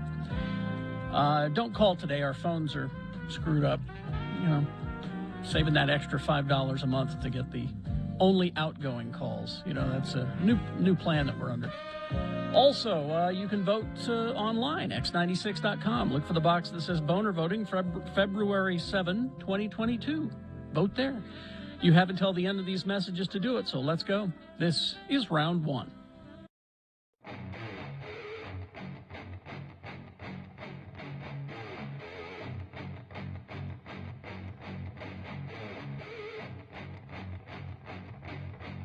Enjoying a delicious piece of German chocolate cake pie. Exactly. That's kind of weird, Travis. Is Travis the pieman here? Hi, everybody. German chocolate cake pie. Exactly. We have an official pieman for the Radio from Hill show. Gina, by the way, I brought you your pie. Oh! It's a pie in a box. It's the McDonald's. It's the pie that she will eat. We know she'll eat that. You're missing out. It's the one thing I have in common with Donald Trump. You're missing out. This is delicious. It's delicious. It really is, Travis.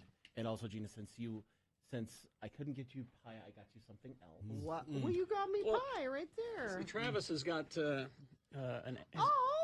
Did he? Yeah. Travis has been making stickers. Remain seated podcast stickers? Uh-huh. I Got the love graphic it. offline, was able to kind of jury rig a setup for it. So you've got some for the computer, for the laptop, for your car, whatever you want to do. I love it. Thank you. Travis, is it an Etsy store? Or it's an Etsy store called Pieman Graphics, or if you search Pieman Graphics on Twitter, it now pulls up links that'll take you right where you need to go. Gina, those stickers have beard hair in them. Do they? Yeah, probably. That's okay. I'm not going to eat them. I try to pick them out, but picking out the beard hair makes it artisanal. This pie has beard hair in it, and it's delicious. It's just delicious. Well, my boys helped me with this one, and, the 11-year-olds. Yeah, Travis sells stickers on his Etsy site. That's awesome. He's been selling Geek Show stickers. Now, Travis, you it's Pi Day, right? What do you know about the mathematical symbol of pi? Anything? It's the magical number that lets you calculate many things in geometry. The time that they actually celebrate it today, or at least the big math geeks celebrate it today, is today at 1:59 p.m. because then you get 3.14159, which are the first numbers of pi. Wow. I know. Okay. It's really, you can get really geeky on this. So there's going to be math geeks at the bar at that time? At that exact time, they'll all raise a glass and they'll be good. And and there's little math things they come up with too, where they say that, since there's 360 degrees in a circle, if you go to the 359th position of pi, there's 360 right there. If I understood math better, apparently it is this magical thing that you can calculate all kinds of things. It's an exact proportion that they figure is like a magic number throughout the universe. It helps things work. But we kind of adopted it too, is instead of just being pi as in the number, it's pi as in pie. Also, pizza today is big. I think Pie Pizzeria usually does some kind of special thing, or all the other pizza chains will do something special. I don't recognize the National Pie Day that they had back in January. Or February. We tried to call you out on that day, and it's just like Valentine's Day. It's a setup day where Big Pastry comes out and wants to sell pie. Big pastry. Big pastry. They tried to co-opt it. Exactly. Right. There's Screw only those two guys. pie holidays that I celebrate, and that is Pie Day and Pie and Beer Day on the 24th. Yeah. Yes. Because nothing's better than a fresh raspberry pie and a Pilsner. Now, Travis, I know you also have you lost your job some time ago. I don't know what you weren't fired, but it was a. Yeah. It's just I'm no longer employed. Yeah. And so right now I'm looking for anything that's either integration or What is implementation. what is integration? It's I do a lot of software. Okay. And basically it's taking large groups of software pieces or hardware pieces and putting it together for major companies. Okay. So I do integrations, implementations, support. Mm-hmm. So if anybody has something like that and wants an employee that can bring pie on potluck day, exactly, lots of pie. That's he's a great pie maker, and he knows how to do like big software jobs. Travis, how do they get a hold of you? They can just email me at travislynnjohnson@gmail.com. Okay. And Raul down on the border send us in the chat room a picture of one of your Trump stickers on his computer, I think. Yeah, I have a copy of the balloon Trump. You know, the big balloon that they were the running big around fat, England, and they brought it over to Los Angeles and into New Jersey. Yeah, I sell those on the site too. Pie Man Graphics. Well, All right. thanks. I just Delicious. devoured the pie. One slice is enough. It's very sweet, but man, it's delicious. Thank you, Travis. No problem at all. Have a good one. Have a good pie day. You too.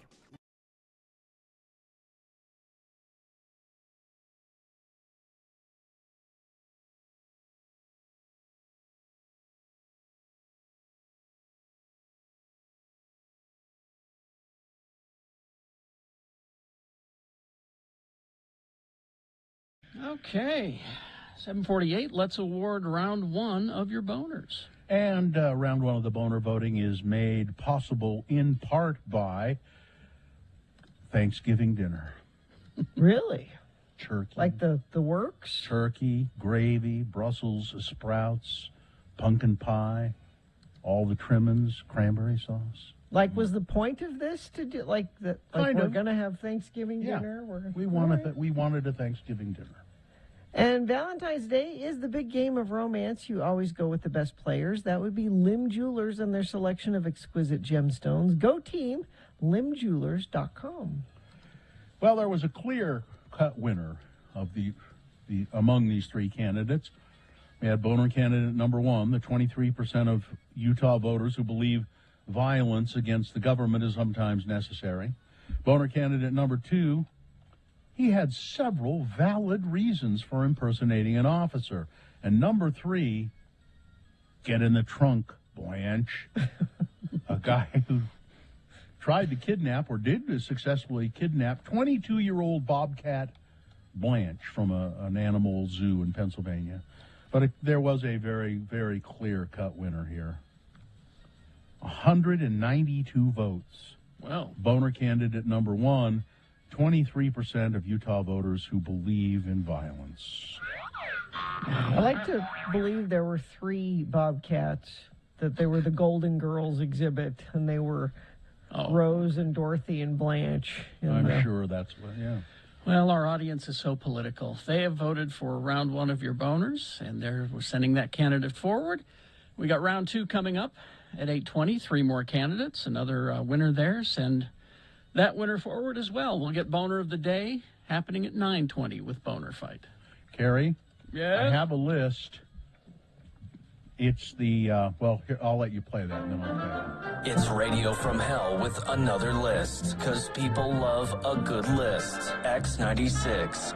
Tens of thousands of people have voted on the grossest word in the English language. The very grossest word. Now, there are 10 of them here, and they rank in order. 10, the least gross, but still gross. And number one, the grossest word in the English language. So here we go. Number 10, over 6,000 votes for the word curd. I don't love curd. Curd. Curd.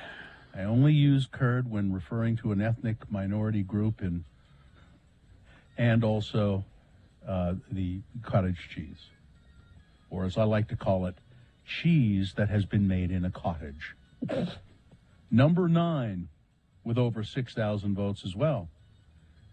Putrid. Yeah. Number and 8. it means a yucky thing, so Yeah.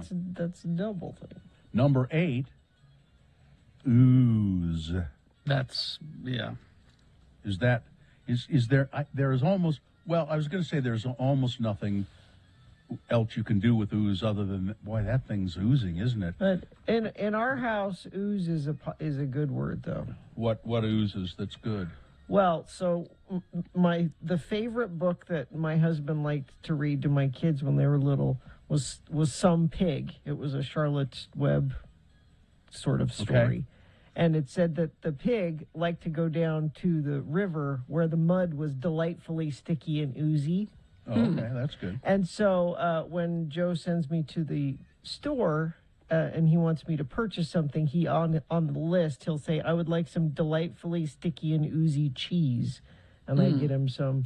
So oozy, not a bad word. And let's not forget the Ninja Turtles movie, The Secret of the Ooze, but Yeah. that's another. And of course, oil can ooze up out of the ground, which is it's valuable. All right, number 7, mucus. Now, in my family, the word mucus is really. It's a positive. My wife sends me to the store and she says, I want you to get me some yogurt that's like mucus. Number 6, fester. Yeah. That thing's festering, isn't it? It's not a good thing. Number 5, I don't even know if this is a real word. Splooge.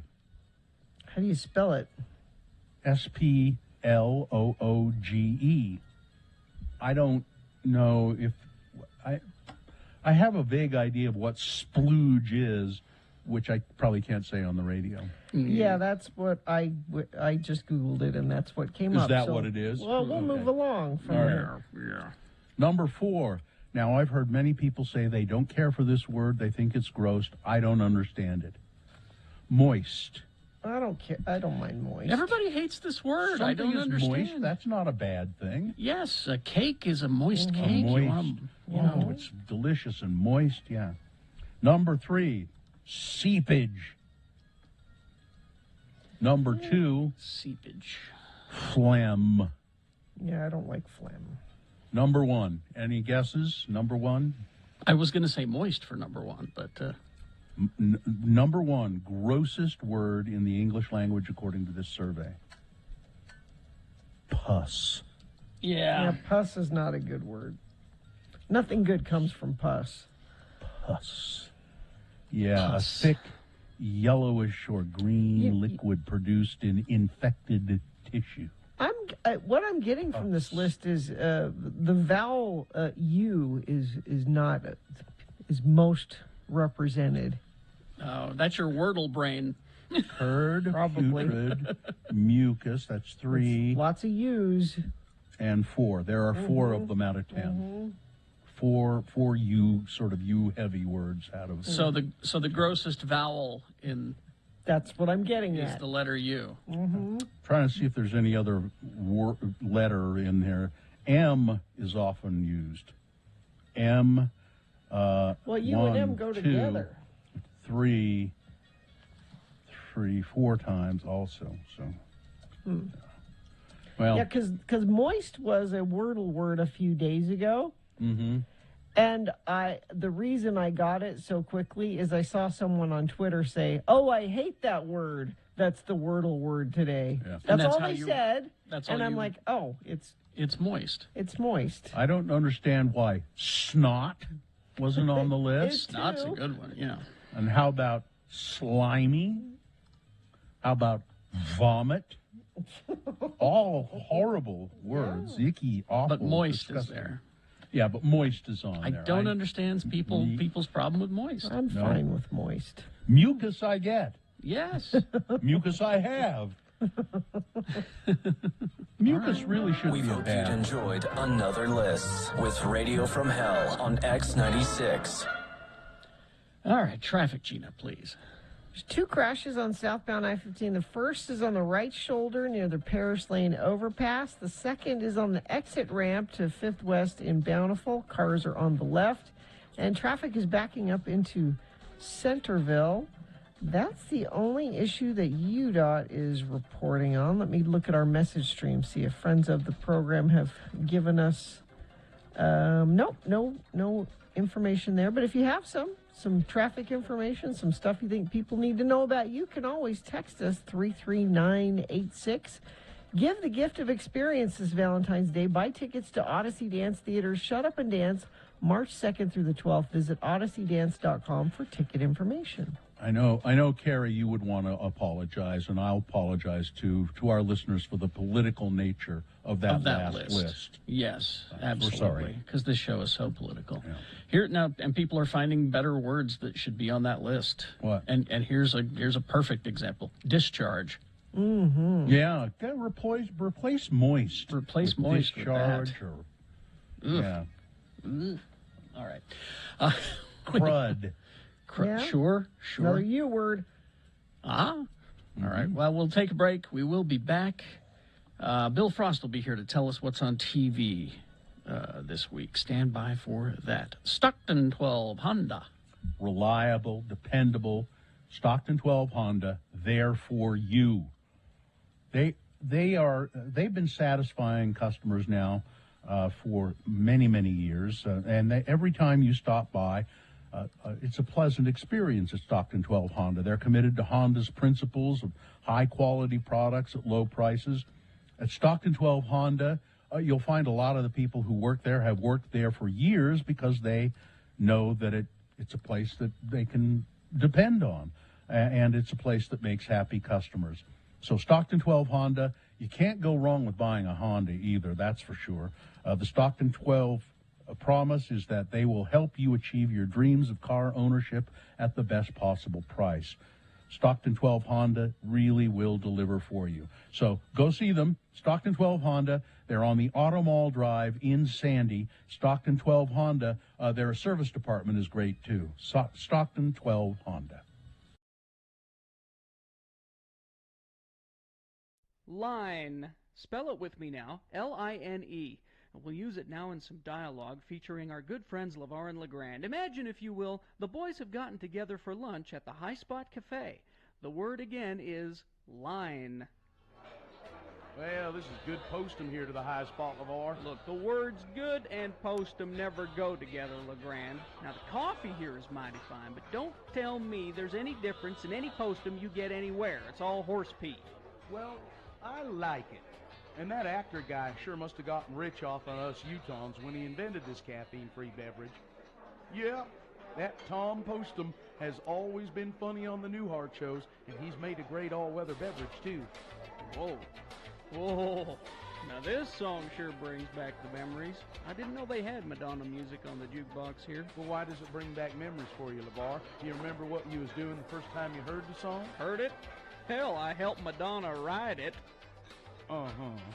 And I had tea with the Queen of England the other day. I ain't lying, LeGrand. Me and Madonna had kind of a thing for a couple of months back in '87. I guess you could say Madonna was my girlfriend. Do tell. If I'm lying, I'm dying, LeGrand. Yep. Miss Chacon and me, that's a real name, you know, was sitting in the breakfast nook one morning after a night of truth or dare, if you know what I mean. So anyway, the phone rings. Madonna answers it and says, "Hey, LeVar, honey, the phone's for you." I said, "Who's that girl?" And the rest is history. You're lying, LeVar.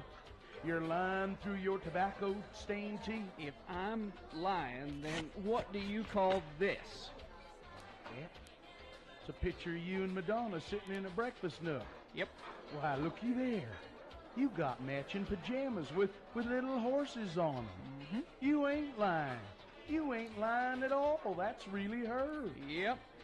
She'll always be my material girl. Well, what happened? Why did you break up? I dumped her. Why in the heck did you do that? Well, did I ever tell you about me and Tori Spelling?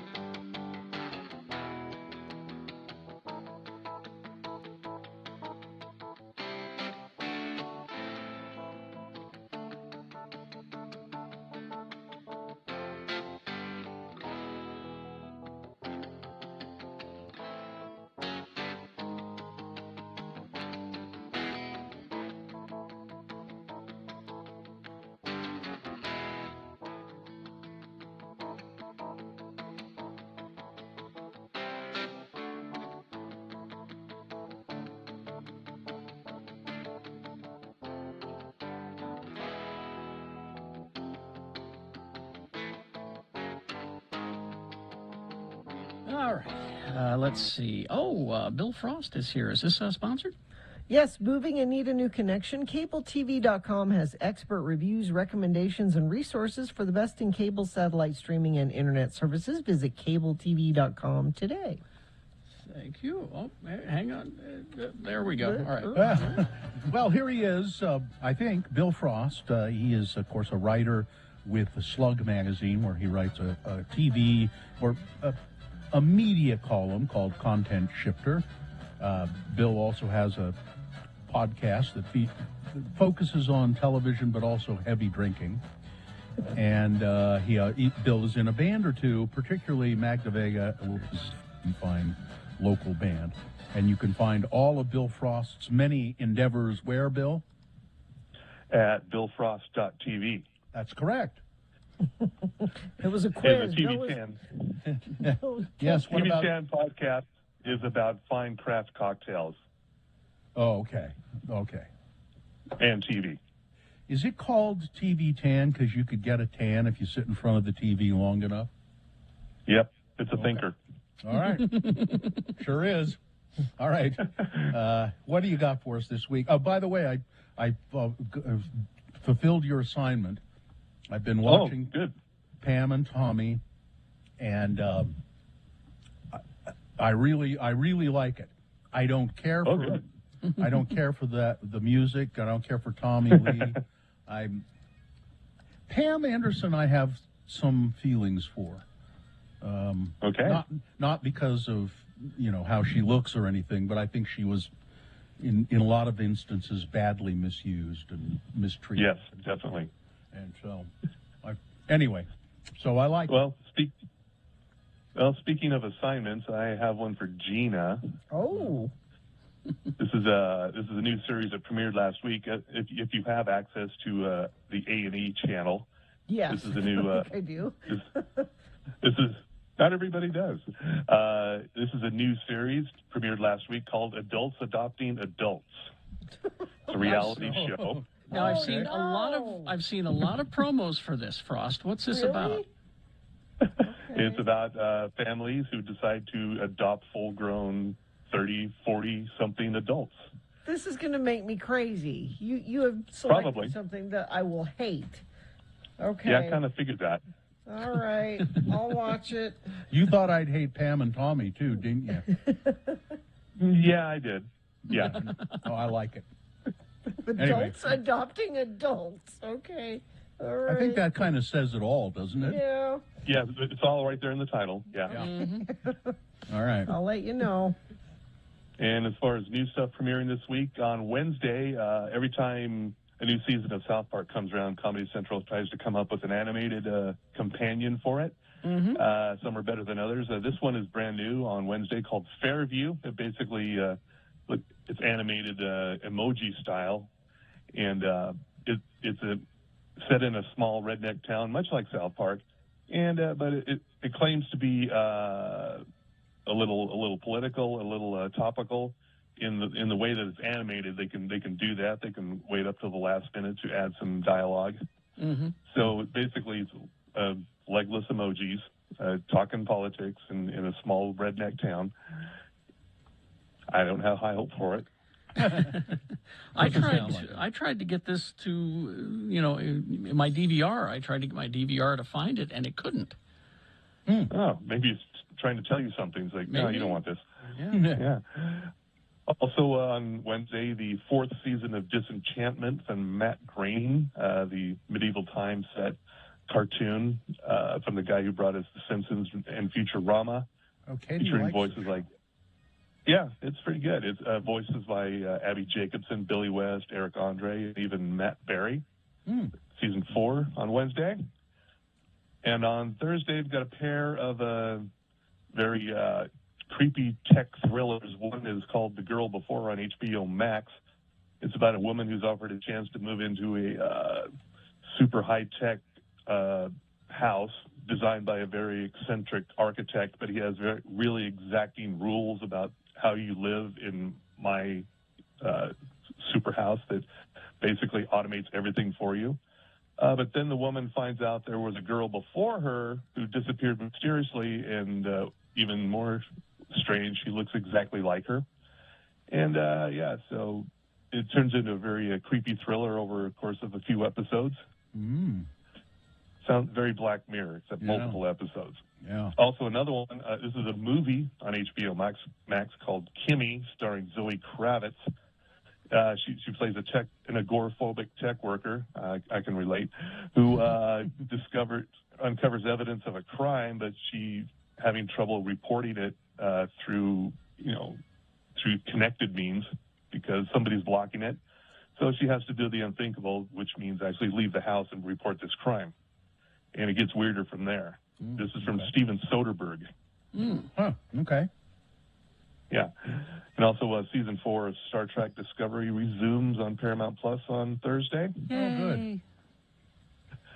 On Friday, Netflix, Julia Garner from Ozark stars in the new sort of a biopic it's a dramatic reimagining, if you will, of the Instagram, a woman who posed as an Instagram socialite who infiltrated a New York high society and pretending to be a German heiress as well, and she robbed a lot of people of millions.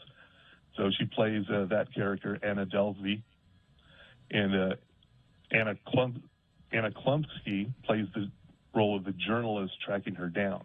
What's the name based of on it? a true story. Inventing Anna. Inventing Anna. Because I was telling Gina, and Bill, you've watched Ozark, right? Mm-hmm. The last episode of the first part of this season, and I won't give anything away, except to say that Julia Garner's performance it is maybe the best performance by an actor I have ever seen. Oh, wow. Okay. I mean, it was stunningly good. So I'm going to watch this, Inventing Anna. Okay. Yeah. Also, season 2 of Dollface premieres on Hulu on Friday. Kat Dennings. Good. It's a fine little sitcom about female friendships and some films here in times for Valentine's Day. On Prime Video Friday, I Want You Back, starring Charlie Day and Jenny Slate, which you already have a winner there with those two. Yeah. And they play two people, strangers who meet on the same day they've been dumped by their significant others, and they meet, they commiserate, and they decide, hey, let's make their lives hell with their new partners. Yeah. All right. And that's called I Want You Back. And you've probably seen a lot of promos for this. Jennifer Lopez and Owen Wilson, Marry Me on Peacock. Yeah. Yeah, exactly. Yeah, she plays a pop superstar who... Whoa. Yeah. What a stretch. Yeah. And she finds out about her fiance's cheating ways and has an onstage meltdown and looks out in the crowd and says, why don't you marry me? And that's Owen Wilson. And then wackiness ensues. So it's based on a very realistic premise. Yeah, something totally, we can all relate to this. Yeah. I think. Yeah, with given the stars and the storyline, this is looks to be the hottest rom-com of 1997, I'd say.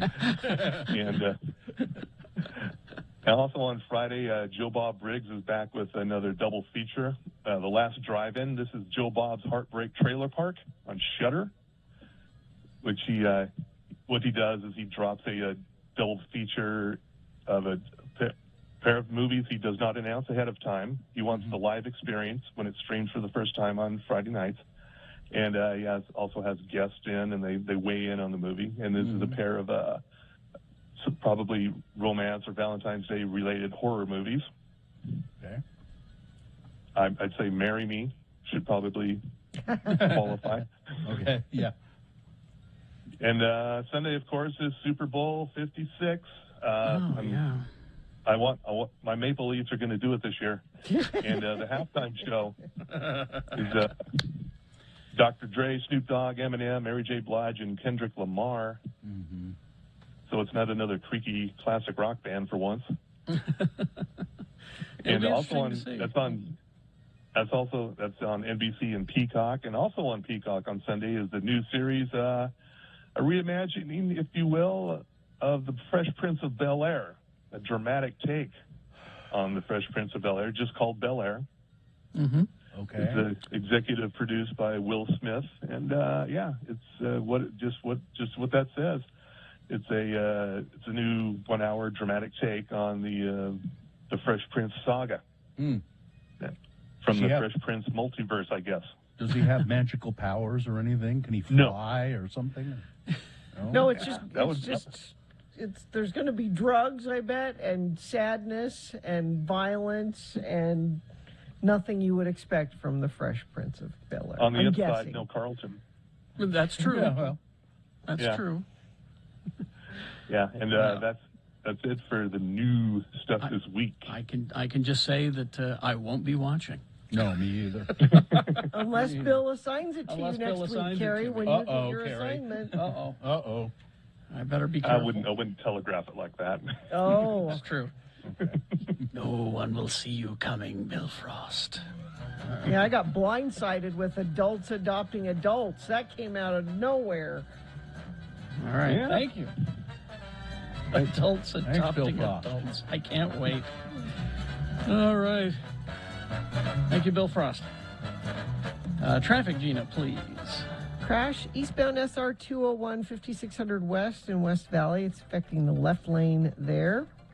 Couple of crashes southbound I-15, one near Parish Lane overpass, the other near the exit ramp of 5th West in Bountiful. It's causing traffic to back up into Centerville.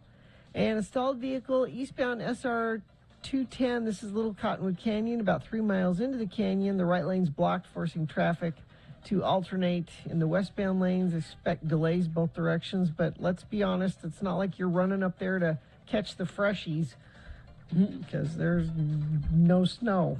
But some people still might be. If you're diehard and going up to ski anyway, that might be an issue for you this morning. That's traffic. All right, we've got boners round 2 coming up here. The candidates you'll consider. Go ahead. Number 1, apartment space is expensive and in short supply. Boner candidate number 2, how come the car don't run no more? And boner candidate number 3, what do you mean exactly by a lesser black woman? Glad you found that one. All right, round 2 of your boners coming up. Stand by for that. Brooklinen.com. That is the website. Go to brooklinen.com and use the promo code X96 whenever you go there.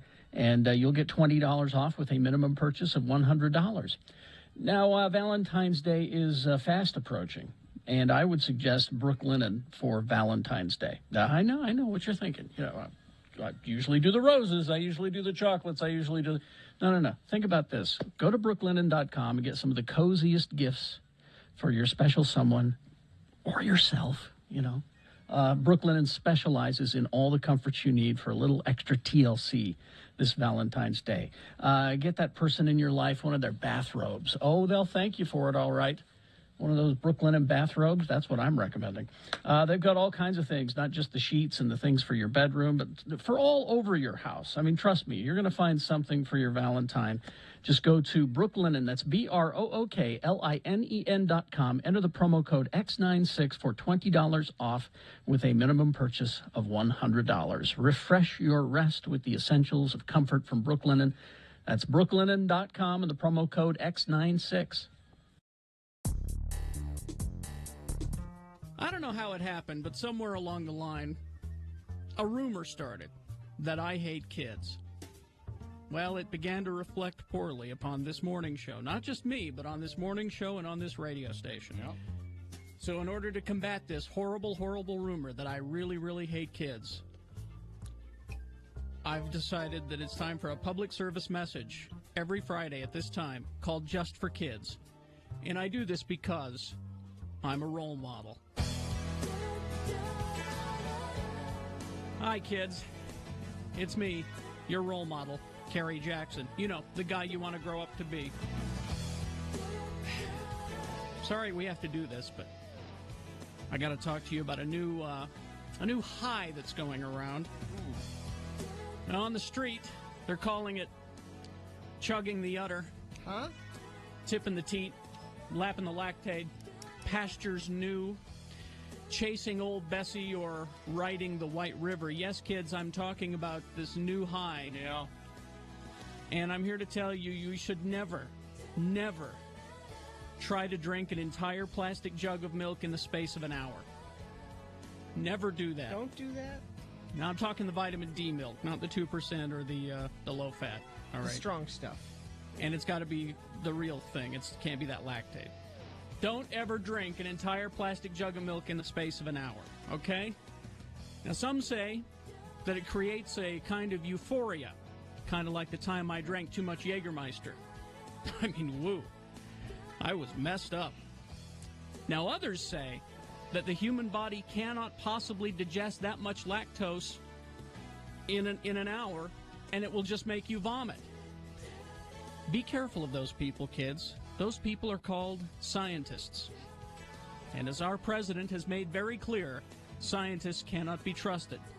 Besides, they just want to keep this secret all to themselves. So never drink a gallon of jug in the space of an hour, because when you chase old Bessie, nobody wins. This is a message from me to you, kids.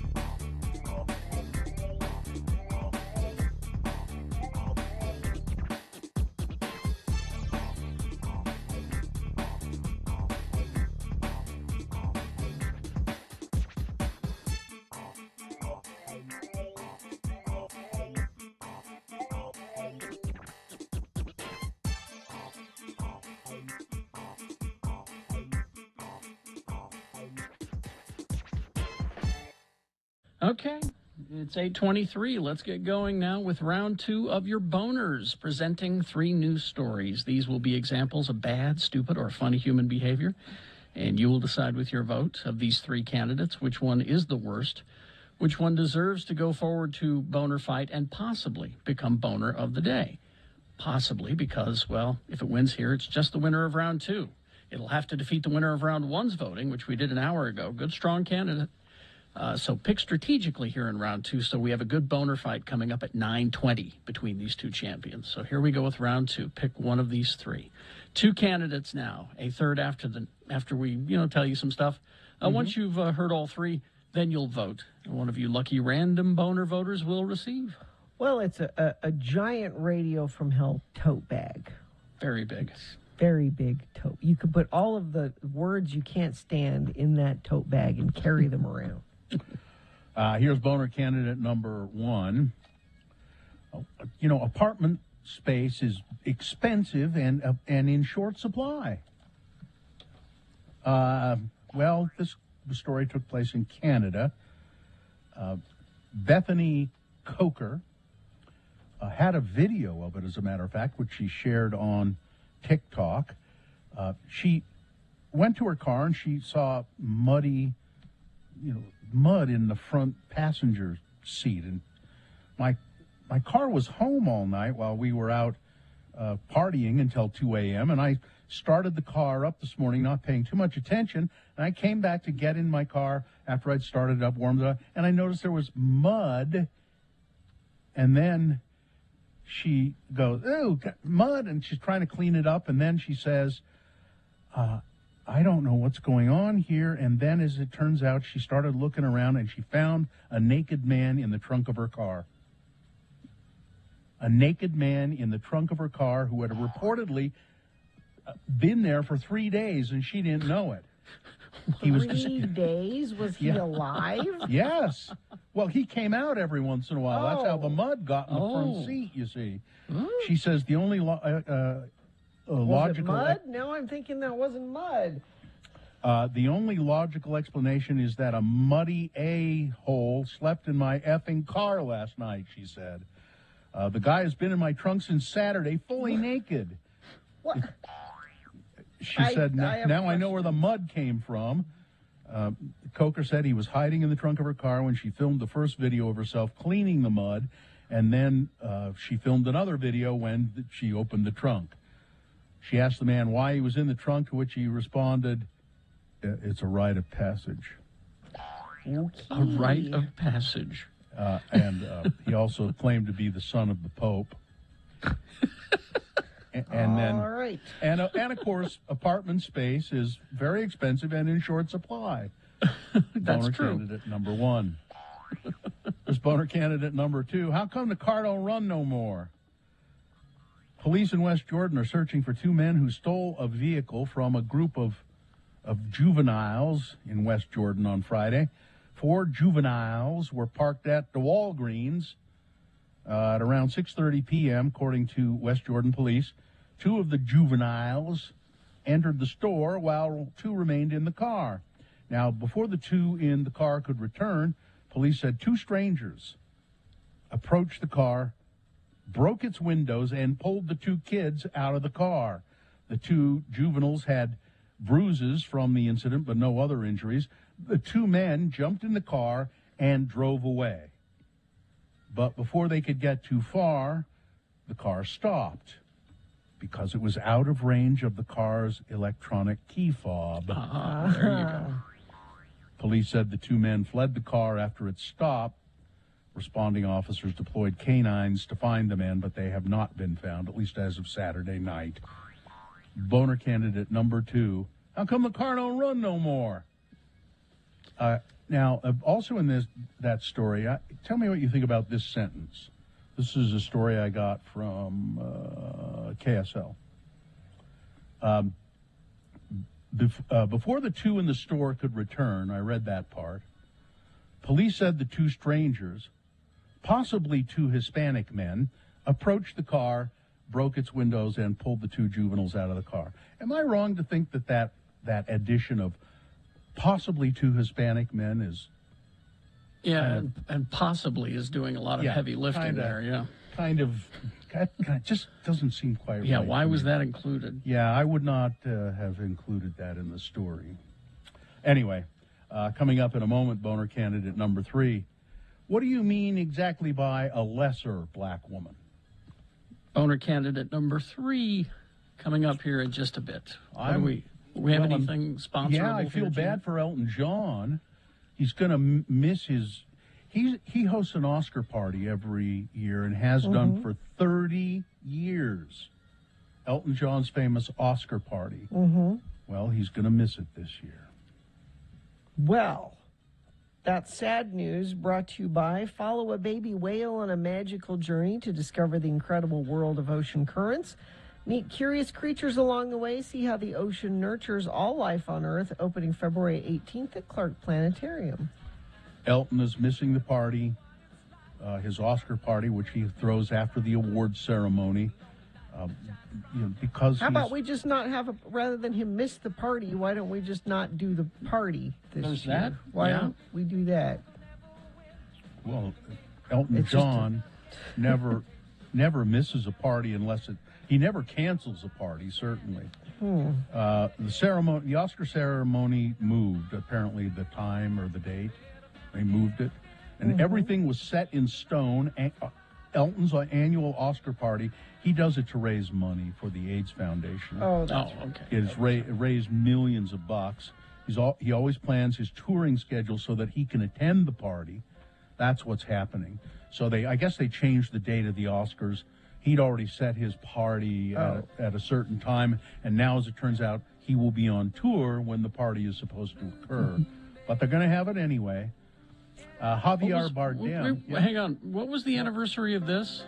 We were talking about it before we started the show. Oh, Tiny Dancer, its release. It's released on this day. It was released on this day, yeah. I always liked this song. Okay. You marry music man. 1971. Man. Hold me closer, Tiny Dancer. Tony Danza. Javier Bardem. He says that E.T. was his childhood celebrity crush. Now, does he understand the concept of celebrity crush? Well, when I read this story, that was my question. I think English isn't his first language. That's Maybe what I'm part saying. of the- I think what he's saying is when he was a kid, he had a crush on E.T. He liked E.T. a lot. Yeah. I don't know if he understood the Your concept He was of in love. celebrity No, crush. I think I was in love with E.T. Is this when E.T. was dressed up like the little old woman, like on Halloween? Is that the thing he was? He just said I remember the day I saw the film, and then I saw it 3 times in a row. I met Steven Spielberg. He's such a wonderful man. What an artist. Now, perhaps every fan would not go so far as to name E.T. as a celebrity crush, but Bardem is in good company, being a big fan of the movie. Yeah, I released think in that's all it 1980. is. Released in 1982. It was, it's a classic. I remember that movie. Now, I watched it again. It was a few years ago, a couple of years ago, and the E.T. the puppet is kind of creaky in a lot of ways, and it would not be. They would do it much better with the technology today. However, that being said, there are some scenes in that movie which are so wonderful, and the one that really gets me is the one where I've got to watch it again, where they keep switching back and forth between E.T. watching TV and what's his name? Elliot. Elliot in school. And That's the he's part watching of that a movie I romantic. hate the most. I He's hate watching that. this. Why? He's watching a romantic movie, and Elliot is having all the he's starting to swoon. E.T. drinks beer. Oh, that's right. He gets a little drunk. And that's what happens. Yeah. E.T. drinks beer, and it because they have a bond, it Yeah. made Elliot drunk. Yeah. So there's an underage kid that's drunk. Yeah, I don't like that one. And no, but he isn't really drunk. And doesn't he go and say something to a girl that he never would have said before? He kisses her. Yeah, I think that's a wonderful scene. See, Javier Bardem's not here to correct you on all of these things, so I have to. When they keep flipping back and forth between E.T. and E.T.'s watching TV, right, and watching That's some where romantic. that's where movie. Elliot gets the Yeah. romantic. Yeah. So I think that was great. The United States has a vaccination problem. It's not just about the relatively large share of Americans who have refused to get any kind of a shot. The U.S. also trails many other countries in the share of vaccinated people who've received a booster. In Canada, Australia, much of Europe, the recent administering of COVID-19 booster shots has been rapid. In the U.S., much slower, much slower. This is a different problem from outright skepticism of the vaccine. The unvaccinated skew heavily Republican, according to the Kaiser Family Foundation. The vaccinated but unboosted more closely resemble the country as a whole, people who are not necessarily Republican, not real dyed-in-the-wool conservatives. They've gone out and gotten their vaccination, but I think they do represent America perfectly, because I think they're just lazy is what it amounts to. Oh, I got those other 2 shots. I don't, I'll get down there if I've got, I got to watch TV. I'm watching a TV show first, and then maybe I'll go. So the unboosted include people from all political parties and races, and we're just not good at getting that done. It's one reason the U.S. has suffered more deaths over the past 2 months than any other country. Well, it's not a big deal. Go get it. It really isn't. Just go to Walgreens, and we would remind you, except we're too political, so we're not going to remind you. So, surveillance at the ballot box. This is what Utah's going to do now. Oh boy, a sweeping new election security bill. It says would, so I guess maybe they haven't passed it yet. They haven't yet, but the fact that they thought of it is frightening. Would mandate 24-hour video surveillance at Utah's ballot drop boxes and require first-time voters to show photo identification to participate in an election. The legislation unveiled Thursday by Representative John Hawkins would also require workers to write their driver license number, voter identification number, or the last 4 digits of their social on their mail-in ballot before returning it. In a new verification step, poll workers would compare the number to the information on file about the voter to make sure they match. This will cut a lot of people out. Yes, it will. A lot of people. And what's the point of the surveillance at the box? Well, to make sure that the boxes, the drop boxes, they're there all the time, 24 hours a day, and they're afraid that in the dead of night, someone will come and tamper with the boxes and steal ballots. Well, but that Sherry Swenson takes care of that in her office, so you don't need to spend the money on that. Joe Biden's top science advisor apparently bullied and demeaned subordinates, according to White House investigation. In an office of roughly 140 people, 14 current and former staffers who worked under Lander.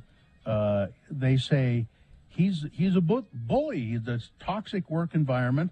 They say Mr. Lander frequently bullied them, cut off and dismissed subordinates. 9 of the current former staffers say he yelled and sometimes made people feel humiliated in front of their coworkers. The behavior is at odds with Biden's day one warning to his political appointees that anyone who disrespects their colleagues will be fired. My guess is Dr. Lander will be fired, but remains to be seen. The National Archives had to go and retrieve Trump White House records from Mar-a-Lago. Because that's just something you do, right? Donald Trump packed up multiple boxes from the White House that were retrieved by the National Archives and Records Administration from his house in Florida because they contained documents and other items that should have been turned over to the National Archives because Donald Trump does not own them. The American people own them. The recovery of the boxes from Trump's Florida resort raises new concerns about his adherence to the Presidential Records Act. What? New concerns? What? He didn't pay any damned attention to it. He was told on day one, you can't tear things up. Every document needs to be put in the archives.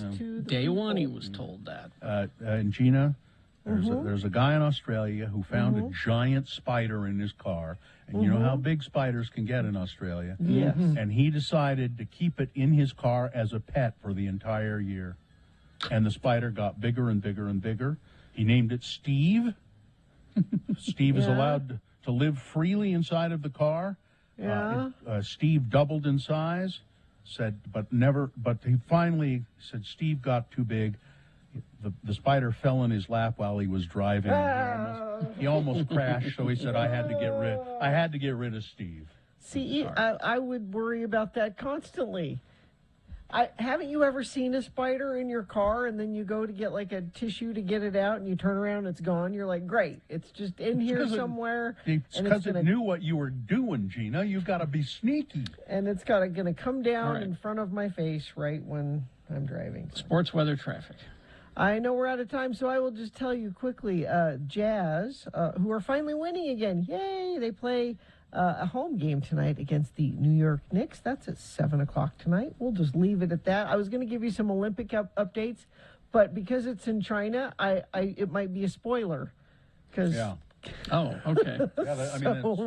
I don't want to do that. Yeah. Weather, I don't want to do that either because it's awful. It's hazy and gross and no end in sight. Sorry to be so bleak about the weather, but there's no chance for any storms coming in the next 7 days. We're going to hover right around 45 for a high, overnight lows in the mid-20s, and it just stays there forever and ever. Traffic, let me refresh this so I can give you the most up-to-date information we have. Crash on eastbound 78 South 27th West. It has traffic backed up to Bangor Highway in West Jordan. You might want to find an alternate route through that area. Crash southbound Main Street. This is up in Wasatch County in Heber, 8 South right there.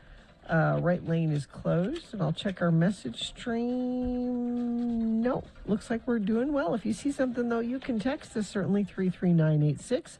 Start the new year by becoming a nurse. Nightingale College is a pioneer in online nursing education, blending online classes with on-ground supervised field experience. Virtual college, actual nursing. Learn more at nightingale.edu. Here's boner candidate number 3. What do you mean exactly by a lesser woman, a lesser black woman?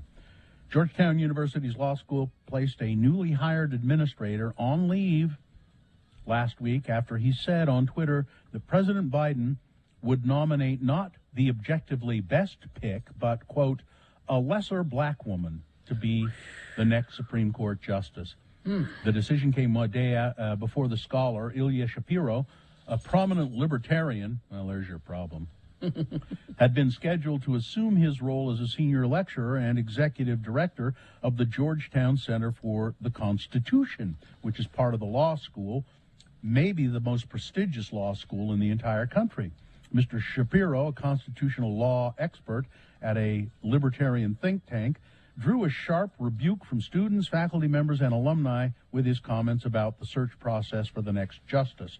In a tweet posted in January, Shapiro said that Mr. Biden should nominate Sri Srivasan, the Indian-born chief judge of the Court of Appeals for the District of Columbia, to succeed Justice Breyer. Objectively, that's the best pick, he said.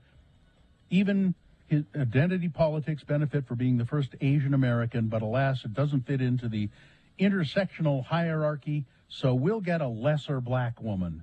Thank heaven for small favors, he said. Not kosher, my friend, especially if you're going to be the head of the law school constitution body. Number 3, boner candidate number 3. What do you mean exactly by a lesser black woman? There you go. Now you've got to decide of these 3 candidates, which one is the worst? Which one should go forward to Boner Fight and get that chance to become Boner of the Day? Winning here does not make it Boner of the Day. Winning here makes sure it goes to Boner Dome and ensures it will go up against the winner of round 1's voting, which we've already done. So let's make Boner Fight happen. We got to send one of these 3 from this round 2 forward. 1, 2, or 3. Remember your candidate number, the one that you think should win. Put that single digit in the message of a text and then text that to 33986. Or you can go online, x96.com, look for the box that says Boner Voting, February 7, 2022, and vote there. Don't bother calling. Our phone lines are screwed up. So vote one of those 2 ways. This is round 2. Non-stop music for 1 hour, right after...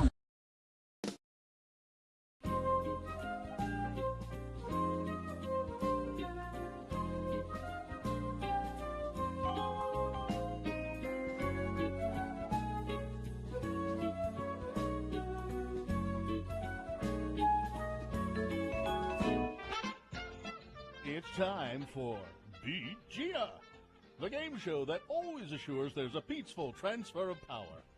When the game is decided, you can be sure that Gina will peacefully hand over a prize, deserved or not.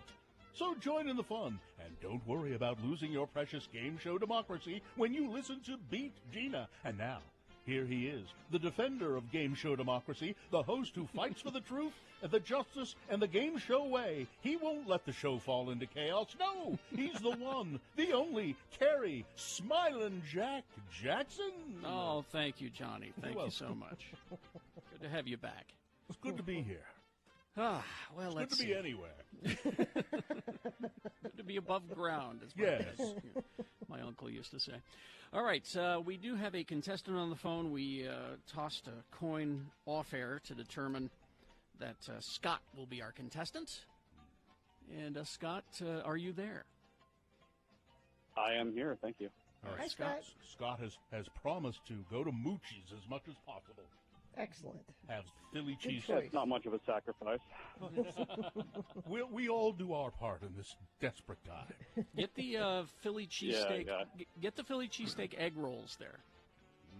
They're I will delicious. try that. I've never had that before. All right. We will toss a coin now to determine who goes first in this game, Scott. It gives you an advantage.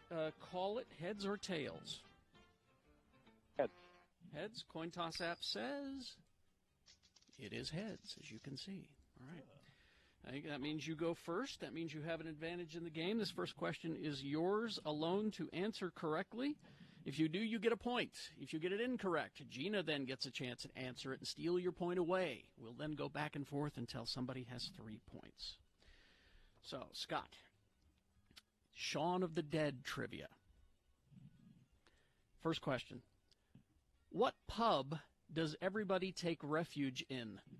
It's the name of the pub that everybody takes refuge in. Is it A, the Winchester, B, the Dorchester, C, Squatters, or D, the Sun Trap? I'm going to go with A. That would be a good choice. Thank you. It's 1-0 for Scott. Now let's test Gina's knowledge of the wonderful comic zombie movie Shaun of the Dead. It's her turn to answer. Gina. Yes. Nick Frost plays a character named Ed in the movie. Yes. What is written on Ed's T-shirt through the length of the movie? Is it A, I'd rather be Russian than a Democrat, B, I am drunk, C, I got wood, or D, the word boner with like 2 robots on it? B. I am drunk? Yes. That is incorrect. Really? Scott. Chance to steal. Scott, what's the answer? C. I got wood is correct. It's 2-0 for Scott, and in what may be a clean sweep, Scott controls the question with his dominance of the knowledge of the wonderful comic movie Shaun of the Dead. It's better to be lucky than good. All right. Scott, what crazy thing does Big Al believe? What crazy thing does Big Al believe? A, that there's a secret basement under Comet Pizza. B, dogs cannot look up. C, cats can secretly talk. Or D, COVID-19 is a hoax. I'm going to go with B. I'm not sure about this one. B, dogs cannot look up. Uh-huh. That is correct. Scott, sweet. You win the game. Wow. Not only are you Hooray. going to enjoy delicious food at Moochie's, meatballs and more, you win a Radio from Hell tote bag. To put all your sandwiches in. Your totes and And your- sandwiches and egg rolls. Egg rolls and all that. Congratulations, Scott, and helping transfer power peacefully here on All right. BG. Oh, no problem. It's nice to finally meet you, Johnny. All right, Scott. Thank you. Hang on the Thank line. you, Scott. Johnny fan. Hang on the line. I'll put that down as one fan. Hang on the line, and we'll get your information there, Scott. Thanks.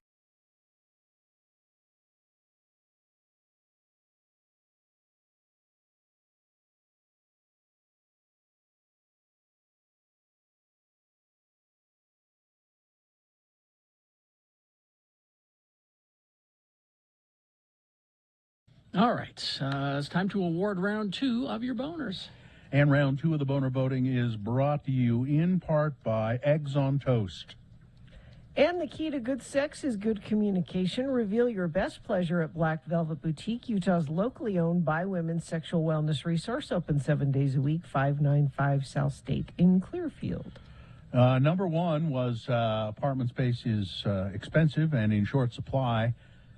A woman in Canada found a naked man in her trunk who'd been apparently living in her car for 3 days. She parked the car in her garage or whatever and go into her house. He'd come out of the trunk and, hang out in the car, but he wasn't in the trunk constantly. Boner candidate number 2, how come the car don't run no more? A couple of guys trying to hijack a car in West Jordan, and off they drive. They pull the occupants out of the car, and off they drive. Not very far, though, because one of the occupants had the key fob, the electronic key fob, in his pocket, and the car wouldn't go any further when it got out of range. And boner candidate number 3, what do you mean exactly by a lesser black woman? Georgetown Law School suspending a lecturer who criticized Joe Biden's vow to put a black woman on the court. Let's see. I see. There was no phone voting, right? No. Yeah. But nonetheless, the winner, boner candidate number 3, what do you mean exactly by a lesser black woman? All right. Keeps invading. There's a libertarian there. Yeah, there's your winner of round 2. It now goes forward to Boner Fight. It might be Boner of the Day. Depends on how well it does going up against the winner of round 1's voting. We'll find out at 9:20 when Boner Fight happens. You'll decide Boner of the Day at that time. Is this sponsored, Gina? Yeah, are you searching for Pokemon? Locally owned Haster Games has the best selection of Pokemon, Dungeons & Dragons, Magic, and more. Shop online at HasterGames.com or visit the store 6831 South State. Curbside service is available. Thank you. Brand new episode of GeekShowPodcast.com available now. Name of the episode is The Moon's A-Comin'. Okay. Watch out. The moon's a-comin'. Yep. Right behind you. There it is. Over your shoulder. Don't look back. Like I always try to do, I try to find you something to watch while you're at work, because you don't work at work. Next week, next Friday, is when this movie debuts on the Netflix. The team behind the latest iteration of Texas Chainsaw Massacre, the co-writer of Tobe Hooper's original, and writer-producer, it's Kim Henkel. Also writer-producer Fede Alvarez of Evil Dead fame. And after nearly 50 years of hiding, Leatherface returns to terrorize a group of idealistic young friends who accidentally disrupt his carefully shielded world in a remote Texas town. Well, that's no good. This is a chance for people to start fresh somewhere. Melody, her teenage sister Lila, and their friends Dante and Ruth head to the remote town of Harlow, Texas to start an idealistic new business venture. But their dreams turn soon into a walking nightmare when they accidentally disrupt the home of Leatherface, the deranged serial killer whose blood-soaked legacy. You get the idea. Yes. But this is a direct sequel to the original. All right. 50 years later. You know, there have been 8 Texas Chainsaw movies. Really? Yeah. I know there have been reboots and. The funniest line in this trailer is that there's a bunch of kids standing in front of Leatherface as he comes walking towards them, and I think he's got an axe or something in his hand. And one of them holds up his phone and says, "Try anything and you're canceled, bro."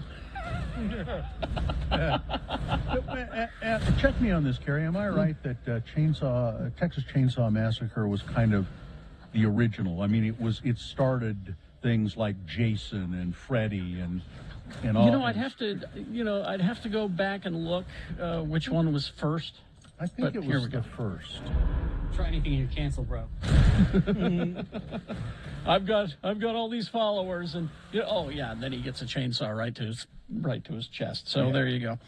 Go and watch that today, and we'll all look forward to that direct sequel from those folks. Here we go. Let's see. That's a little inside baseball. I'll save that story for some other time. Dakota Johnson, who is best known from the 50 Shades, probably, movies. Yeah. Okay, she's known for that. She's about to play a character that no one knows except for people like me who read Spider-Man comics in the 80s.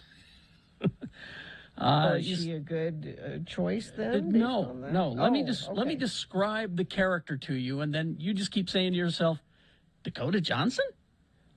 Madam Web is a clairvoyant mutant who specializes in predicting the future of spider-themed superheroes, having mentored not only Peter Parker, his alter ego, but also multiple generations of heroes calling themselves Spider-Woman, traditionally depicted as a blind, paralyzed old woman. She is surrounded by a web-like machine necessary to keep her alive, meaning that she stays away from direct conflict and rather sends others on missions. Dakota Johnson? Exactly. I just... Seems like a lot of heavy lifting for her. Okay. I used to have a Madam Web action figure, and it did nothing. So I removed the word action from the package. I just put figure. Let's see. There's new Goosebumps headed to TV on Disney+. You remember that series from 95 to 98 based on the R.L. Stein books? Yeah. Well, they're bringing them back in a series. And I found this story for Katie because she's a big Scrubs fan. Donald Faison, Turk. Yep. From Scrubs, will play on CW's Legends of Tomorrow, that DC time travel and superhero show, will play an unnamed mystery character seeking fame, fortune, and glory in the season finale. I know you don't watch these shows, but I know you like Donald Faison. I do. I'll let you know when that comes on, and we'll figure it out. We'll figure it out together. We'll work through this together. Why don't you have a watch party? I would, but I don't watch those CW superhero shows anymore. So, anyway, there you go. Traffic, please, Gina. Yeah, it was just refreshing because we've had a very light morning as far as accidents go. Not a lot to tell you about, but I'll pass this along. Crash northbound Harrison Boulevard, 30th Street in Ogden. It's off to the right shoulder, and that is the only thing that UDOT is reporting right now. Let me check our message stream. See if friends of the program have sent in anything. Nope. So it looks like you should have a good commute out there. If you see something that's not good, though, you can text it into us, 33986. All right. Guy did some research. The first slasher that they're saying is the first slasher was 1972's Silent Night, Bloody Night. And 74's Black Christmas are two early examples of horror films. Oh, okay. This is not what we're looking for, Guy. This is for something that we referenced earlier. Okay. Never mind. We'll go back and take a look at that. Ooh, we hit the Wayback Machine. Let's see. We've got a boner fight on the way. Stand by. Some leftover stories for you as well. KXRK Provo.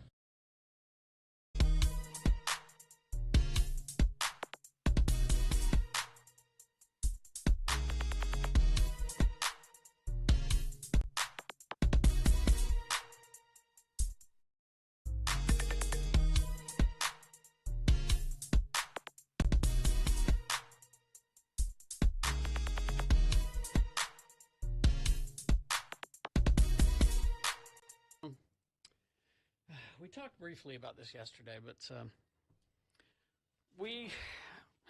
the subject of billboards came up, and Todd came to us and said, want to do some billboards for November. We did our zombie ones for October, for Halloween. How about something for Thanksgiving?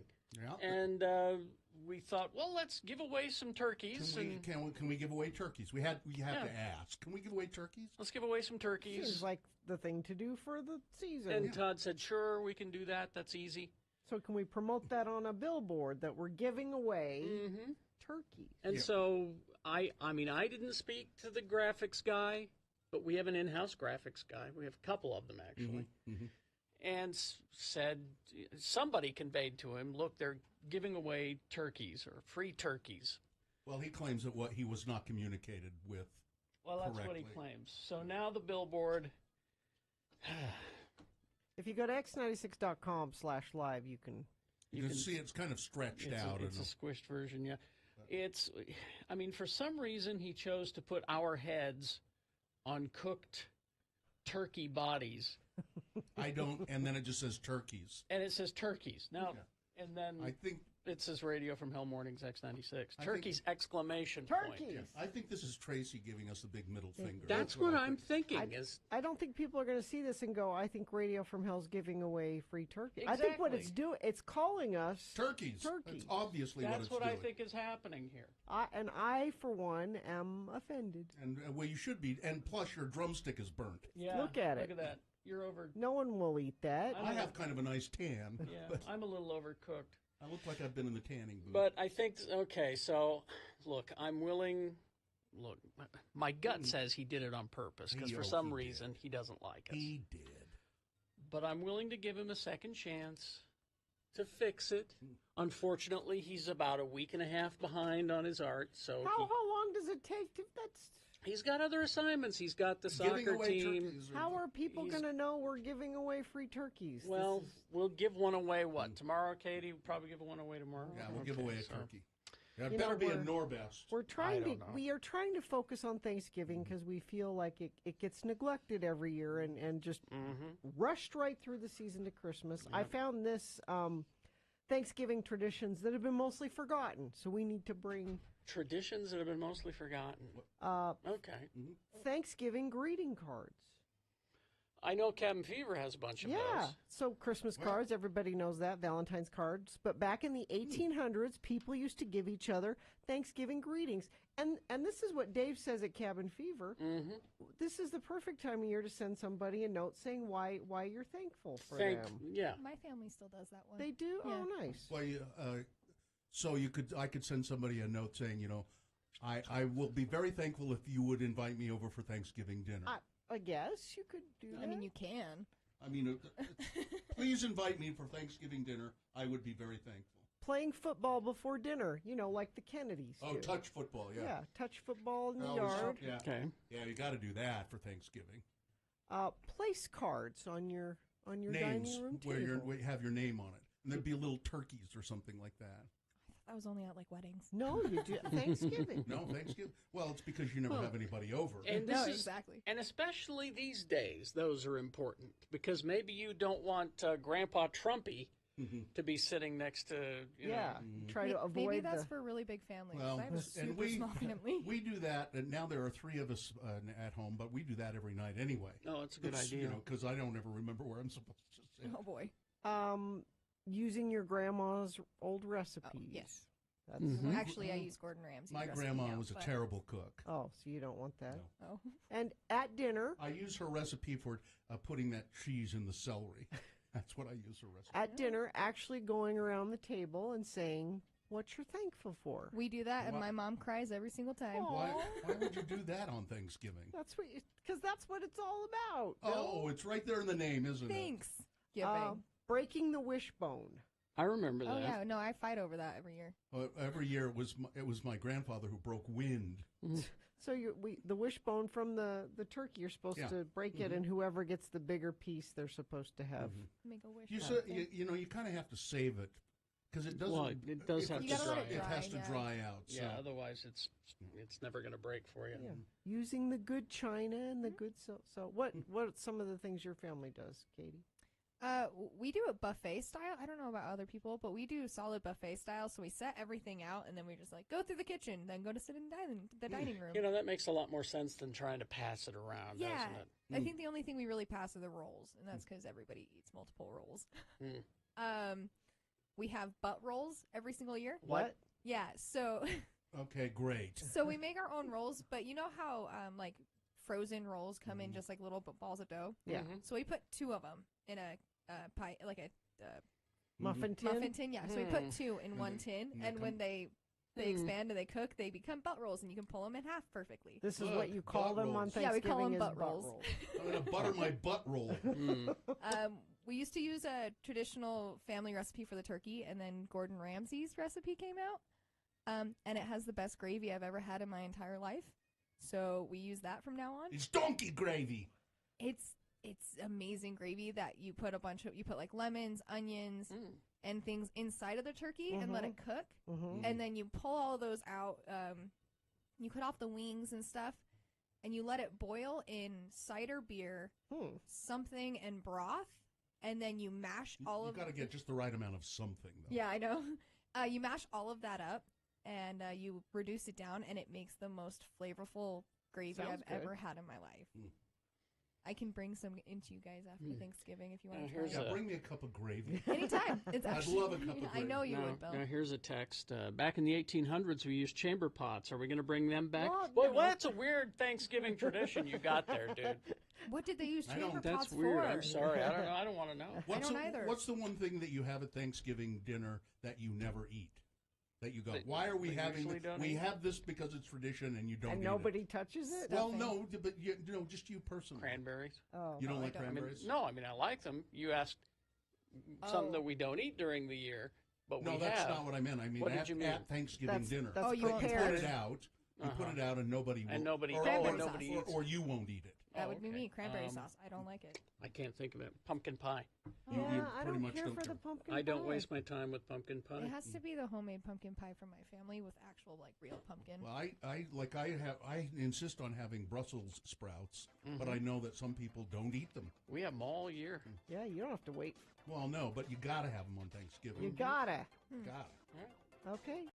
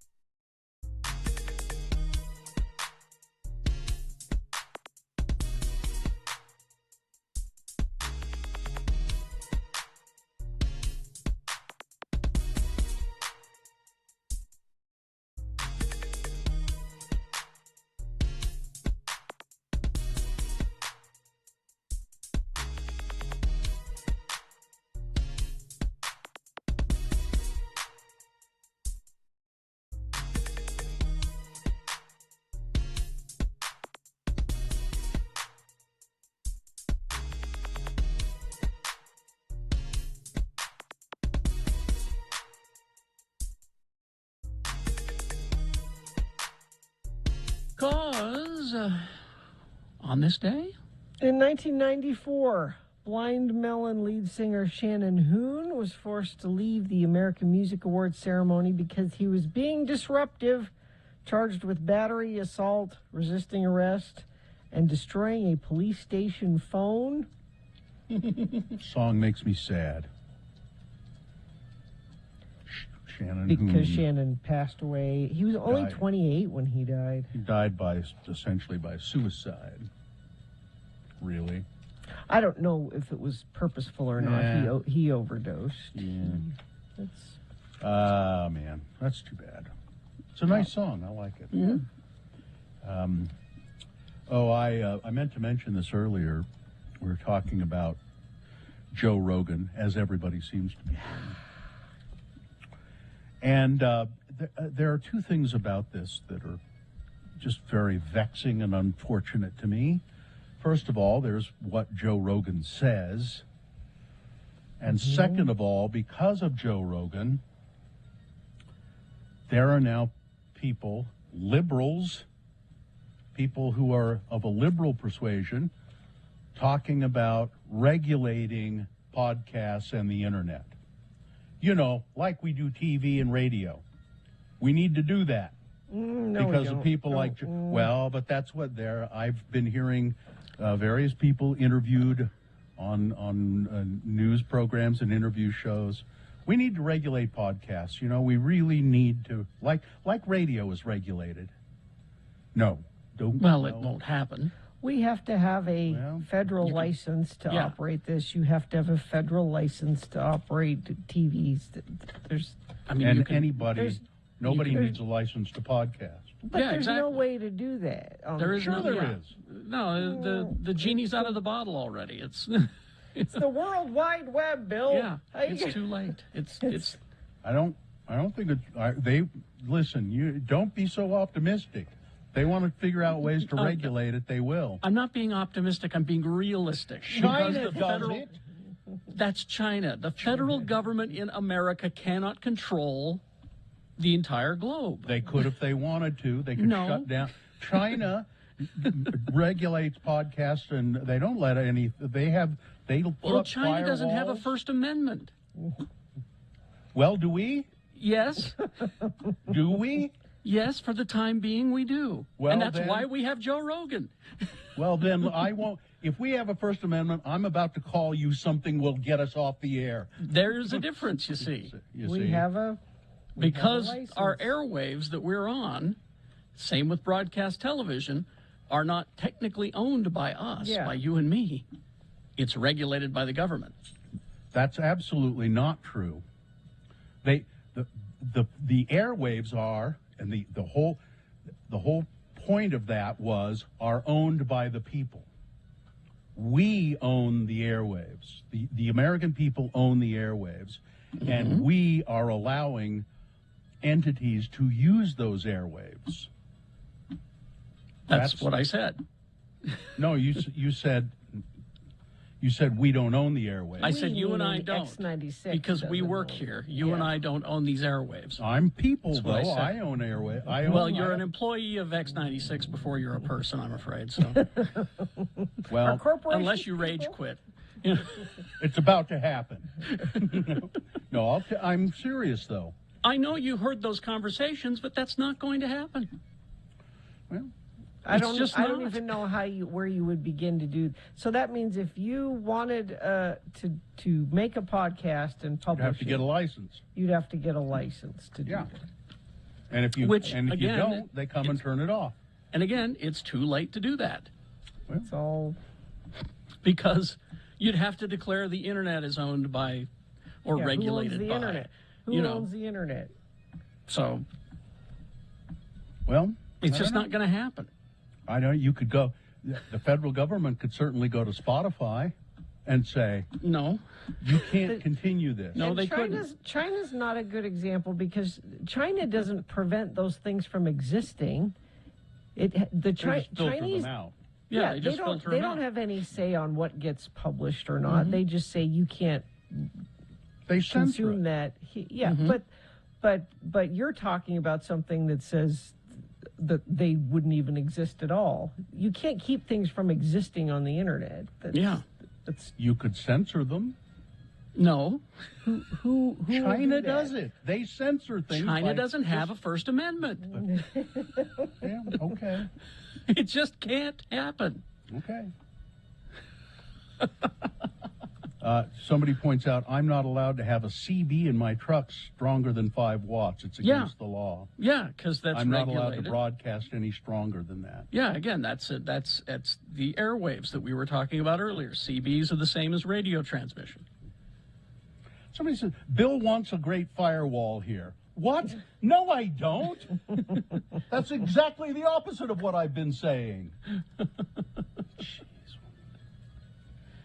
It's James Spader's birthday today. Are you going to do anything for James Spader's birthday today? No, but Spader will be No. visiting a haberdasher in Chile that he is quite fond of, right next to a patisserie shop that has such delicious. You know. Why would we do anything for James Spader's birthday? I was just trying to change the subject. Yeah. What? You just changed the subject then. I did. I said it's She James just did. Spader's birthday. You want to talk about James Spader? His podcast is amazing. Does he have? Does he have one? No. You know why? The government won't let him. He tried to have one, but they shut him down. Here's the problem with that I have with podcasts. This is the problem I have with them, and it's the same with web pages and Facebook pages. Is that there are certain people who think that just because you have one of those, you're some sort of expert or authority. Mm-hmm. And that's just not the case. No. You know, just because you have a fancy-sounding podcast doesn't make you an expert or authority on anything. Just because you have a website doesn't make you... Anybody can have a website. Anybody can have a podcast.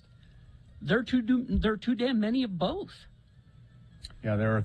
I heard a figure. There are some numbers of thousands of podcasts available right now. Mm-hmm. I mean, somebody has a number. I forget what it was. But And anybody can do it. That doesn't make them smarter than you, or it doesn't make them have the information that is correct. It's just a podcast. You know what I just found on the internet? 30 things you didn't know about James Spader. Just After like these that. messages. I'm so excited now. Just like that on the internet. Nobody stopped me. Nobody stopped It just her. popped right up. We need government intervention now. All right. Take a break. We'll be back with boner fights and facts about James Spain coming up. Stand by for that. PuraVita.com. I got one right here. The Pura Vita mask. These KN95 masks that they make they're. You know what I like about them? Not only do they meet all the proper standards and everything, but feel the ear loops. They're comfortable. They're softer than other masks. You know what that I makes like all the about them? difference. They're made in Linden, Utah. Right here in Utah. These are masks that are made in Linden. They are K95s, FDA approved. Mm-hmm. Now, if you want to buy some of these, go to their website, PuraVita.com. That's PuraVita. PuraVita.com. You use the promo code X96, you'll get 20% off your order of these K95 masks.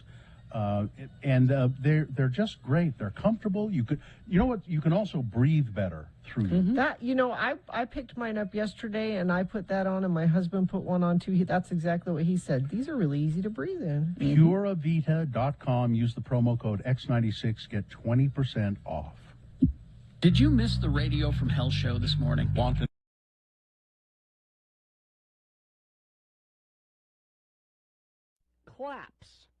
Claps. Spell it with me now. C-L-A-P-S. Claps. And now we'll use it in some dialogue, starring as our two Utah men, LeVar and LeGrand. We join the boys now at the Ward Cultural Hall as they take in a revival of the great theatrical production, Saturday's Warrior. As the show nears its climax, LeGrand R. Dunn becomes highly emotional. Again, the word is claps. Let's listen.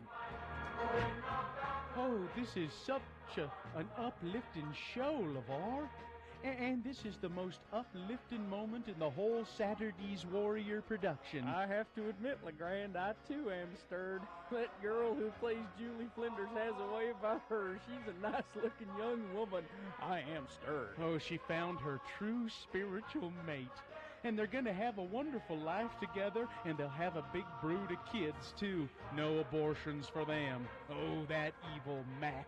That son of perdition, he'll never have influence on them. A girl like that you wouldn't mind having an influence on, though. I have never experienced a theatrical moment like this before, LeVar. I think I'm having some palpitations. I, too, am experiencing some palpitations, LeGrand. I wonder if the girl playing Julie's single. I'm feeling faint, LeVar. Grand? Everything's going to gray. You okay? I think I'm gonna collapse. Oh, I'm gonna collapse. Help! Catch me, LeVar. I'm gonna collapse. LeGrand, get up. You're embarrassing me. Wake up. Oh, my heck, he's out cold. Somebody call a paramedic. Is there a doctor in the house? Anybody know CPR? My friend LeGrand said he's gonna collapse, and he did. He collapsed. Somebody help. Wake up. Wake up. LeVar, get help. Don't let me pass through the veil to the other side. Oh, you just fainted, puss boy.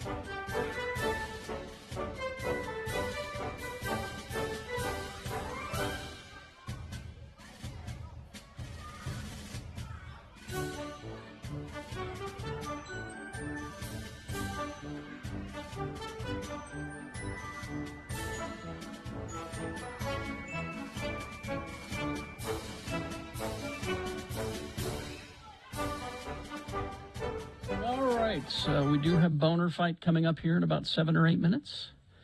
So are there any stories that we didn't get to today?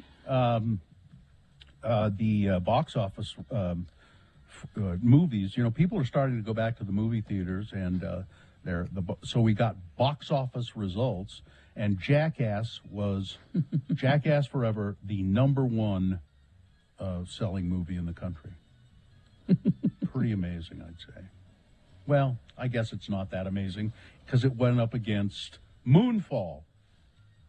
I'm pausing here, Gina, a lot of times so that you can just go ahead and do And sponsor? Sure. Save on skiing at Snow Basin Resort with discounts up to $20 on lift tickets when you buy online. Visit snowbasin.com. Paramount's go for broke action comedy Jackass Forever. Roland Emmerich's disaster epic Moonfall was just a terrible, terrible failure the first weekend in the box office. Moonfall and people. I saw one review, and it was the guy at Channel 2. Who said you got to kind of wonder about this. And he said he didn't proclaim that it was a good movie. He said you might have a lot of fun watching it. Yeah, I don't Geek know. Show's Rebecca Frost declared it a perfect film, but Really? she's also to be questioned. A perfect film? She has she has strange tastes. Oh, she's got to be kidding, right? No, she liked it. But no, a perfect film? So that means there may be something here for people then. I think that it's for a certain audience. I was hoping it would be dumb fun. I went to see that movie. I forget what it was called. That they were drilling. They had this big vehicle that would drill a hole to the center of the earth. I don't know what it was. The movie was called, but I went to see it thinking it would be dumb fun, and it was just dumb. It just made me ill. It was probably another Roland Emmerich movie. Forget what that was. Now, see, the good news about this movie failing is that Roland Emmerich said he wanted to make 2 more of these. So And that's not going to happen now. Probably but not. But it had Halle Berry in it. Yeah, that wasn't enough to... I'll watch it for Halle, but that's it. Why don't you just go through the list and count up the number of dogs Halle Berry's been in? I'll bet it's pretty You mean expensive. Academy Award-winning actress Halle Berry? Yes, I'll bet it's a pretty extensive list of dogs that she's been in. I'd stack her up against Bruce Willis any day, and let's see. I think you'll find Bruce Willis has more dogs. Go ahead. I don't care. I don't really care. The U.S. surpassed 900,000 COVID-19 deaths on Friday. It's according to Johns Hopkins University, as the country deals with the after effects of the record spread caused by the Omicron variant. But while the Centers for Disease Control and Prevention says that the daily case rate is falling following spread of Omicron, the number of deaths caused by the recent outbreak, it's just confusing.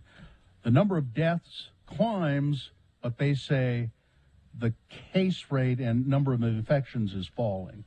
So fewer people are catching it, but more people are dying. That's a weird thing. Well, they're probably all unvaccinated, right?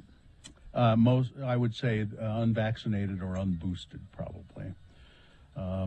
Utah had to stop doing the rapid COVID-19 tests at state-run test sites because they came into some sort of a problem with whether the test they were using was completely accurate. The department announced a freeze on Sunday, said that the sites will still offer at-home tests for anyone who needs a PCR test. So if you go to a state testing site, you can get. They'll say, "Here, take this home. Go do it yourself."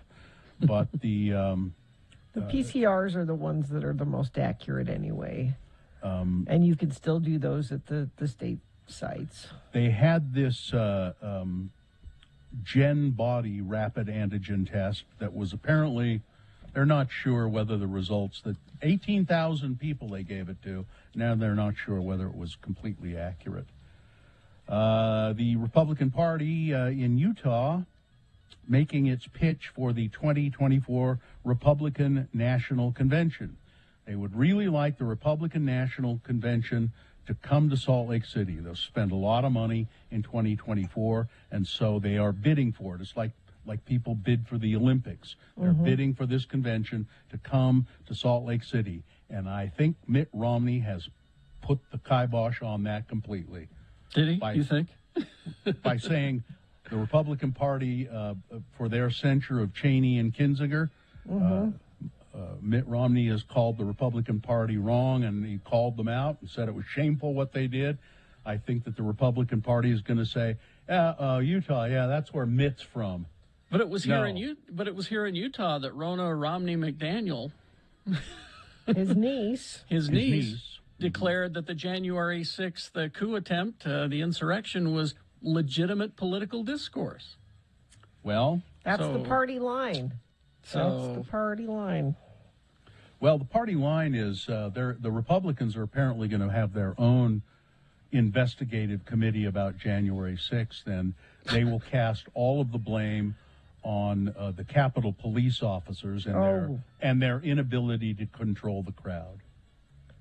Isn't this the party of we love police officers and we support police officers? Only when it's convenient. Yeah, only when it's convenient. Yeah. Prince Andrew, I don't know if you can actually call him Prince Andrew anymore. He was relieved of all of his royal duties and titles and so forth. But he has agreed to give a statement under oath on March 10th in the United Kingdom as part of the civil case against him. Virginia Giuffre alleges that she was trafficked by Jeffrey Epstein and forced to perform sex acts with Prince Andrew when she was just 17. Now, they still haven't committed to it. She hasn't committed to a date or a location for her deposition.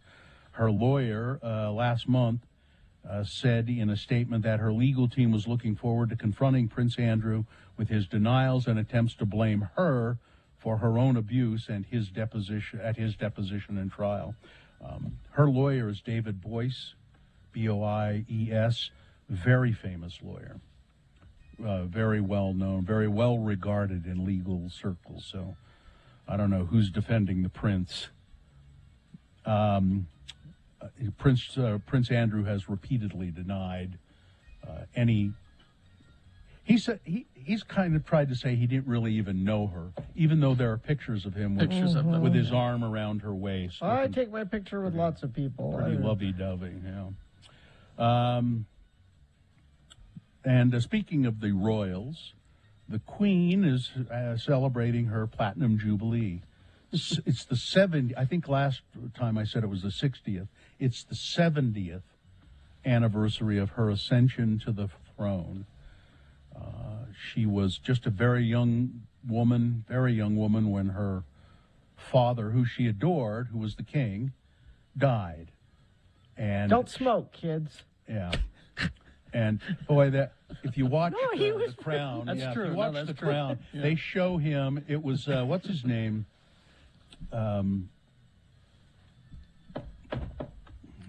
Richard. Anyway, he played the king, and he was, hawking up blood, and and sick, and he's still smoking. He had lung removed and still smoking. Still smoked, yeah. Okay. And he was a fairly young guy when he died. Yeah. She was very young, but she became the queen and the longest serving monarch in British history. It's Boner Fight with Radio from Hell on X96. All right, the winner from round one. Back in the 7 o'clock hour. 23% of Utah voters believe that violence could perhaps be justified. Violence against the government could be justified. 10% of people surveyed support the Capitol January 6th Capitol riot. They support that. As Mitt Romney's niece said, it was a political discourse, a valid political discourse. That's Boner candidate number one going up against number two. What do you mean exactly by a lesser black woman? Georgetown University Law School suspending a lecturer who criticized Joe Biden's vow to put a black woman on the Supreme Court. He said the nominee would not be objectively the best pick, but a lesser black woman. Not quite the thing you ought to be saying when you're going to be working at Georgetown Law School. That's number 2. There you go. Those are your choices for Boner of the Day, 1 or 2. Remember your candidate number, the one that you think should win. Put that single digit in the message of a text. Text that to 33986. That's easy. Another way to vote is to go online, x96.com, look for the box that says Boner Fight February 7, 2022, and vote there. You probably won't see that box right away when you get there, so let the page load, then refresh your internet browser. The box should appear because we just put it up there. All right, so there's 2 ways to vote. Don't try calling us today. We're having some phone problems. So those 2 ways are the ways you vote for this Boner of the Day.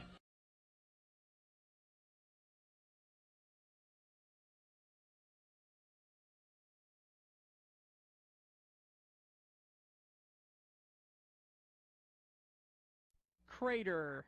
Spell it with me now. Crater, C-R-A-T-E-R. And now we'll use it in some dialogue featuring that quintessential Utahn LeGrand R. Dunn and his son, LeGrand R. Dunn II, or LeGrand Jr., as the family calls him. Let's join them now as they stand in the line to see Santa Claus at the mall. Now you remember, Junior, tell Santy nice and loud what you want for Christmas. Okay. But only ask for them inexpensive gifts that we already discussed betwixt the 2 of us. I'm afraid of Santa Claus, Dad. He won't hurt me, will he? Oh, no, of course not. As long as you don't ask him for them expensive gifts. Okay. You see that little boy over there with the broken arm? Yeah. He asked Sandy for one of them fancy video game thingers. Sandy has a lot of work to do at Christmas time, and he can get a little bit testy. Well, how come Santa Claus gives us presents at Christmas time?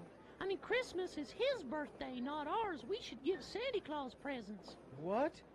You think Christmas is Santa Claus's birthday? Yeah. Oh, Lord, I knew I shouldn't have let you go to public school. I knew I should have kept up with that John and Vicky Singer home study plan.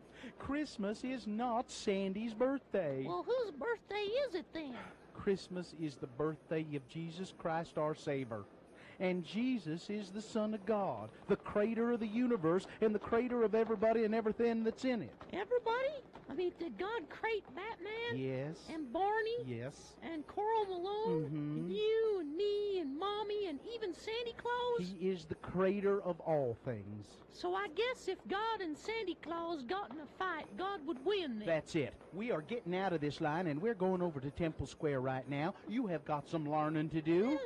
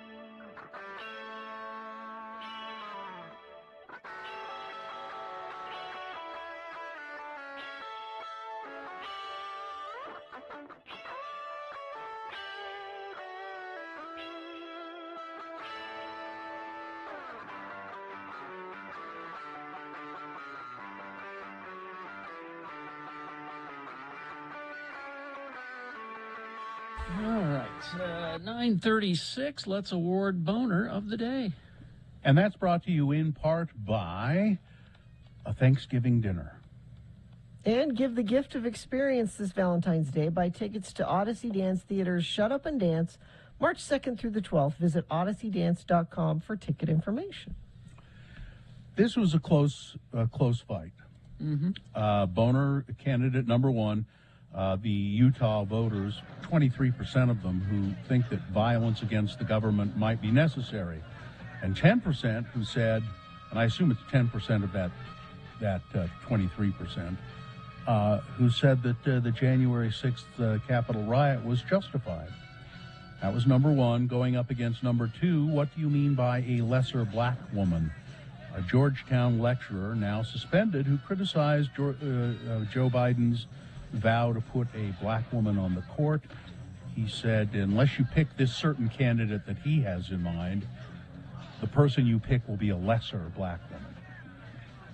Not a wise thing to say. And the winner, by just a very few votes, Boner candidate number one, the 23% of Utah voters who believe in violence. That's your winner of Boner of the Day for today, February 7, 2022, now qualified to be Boner of the Week. Go ahead and hit that, Katie, and let's... The following is a sponsored feature. Let's get Paul Hickey on the phone. Mr. Hickey, are you there? I'm here. Hi, nice to talk to you. Mr. Hickey, are you the president of Pura Vida? That's correct. We make medical masks. How long have you been in that? In Linden, Utah, by the way. We must mention that. How long have you guys been doing that? Yeah, how long have you guys been doing that? Yeah, we started in July 2020. We got into production probably about November of 2020. So when there was the supply chain broke in March and April of 2020, when China stopped shipping us masks when we desperately needed them, we said we need to set up some American manufacturing so we're not dependent on China or any other foreign countries for our own essential goods. We're really not a sovereign nation if we can't provide water, food, and PPE and essential goods to our own people. So that's why we jumped in. So these masks, they're very comfortable. I've got to say that. I think you must have designed them for comfort. Well, there's two masks that we make. One is a 3-ply mask that a lot of people call surgical mask, and it has a special ear loop. It's a wide, soft ear loop, so those string ear loops can really bother your ears. If you're someone that has a job where you've got to wear a mask all day long, that we call it the ultra soft 3-ply mask, ultra soft ear loop. They're fantastic people. We've got this small but loyal group of growing people that love those masks and reorder them because of how soft they are. And they provide somewhere around 70-80% protection. You know, cloth masks only provide about 20% protection. Surgical masks, medical grade masks like the one we make, they are made out of a special material that actually traps electrostatically the viruses and the bacteria, and cloth masks don't do that, which is why the CDC came out about a year ago and said, if you're wearing a cloth mask, you need to wear a surgical mask underneath it. Yeah. Now tell us about the KN95. This is, you say it's FDA 510K approved. What does that all mean, and what does ASTM Level 3 mean? Yeah, so ASTM Level 3 is an international standard for rating PPE products and masks, and it just means it's a high enough quality that it can be used for medical purposes, so it's a medical grade. Okay. The same thing is true with the FDA 510K. That means it can be used for surgery. It's actually, we're allowed to call it a surgical mask.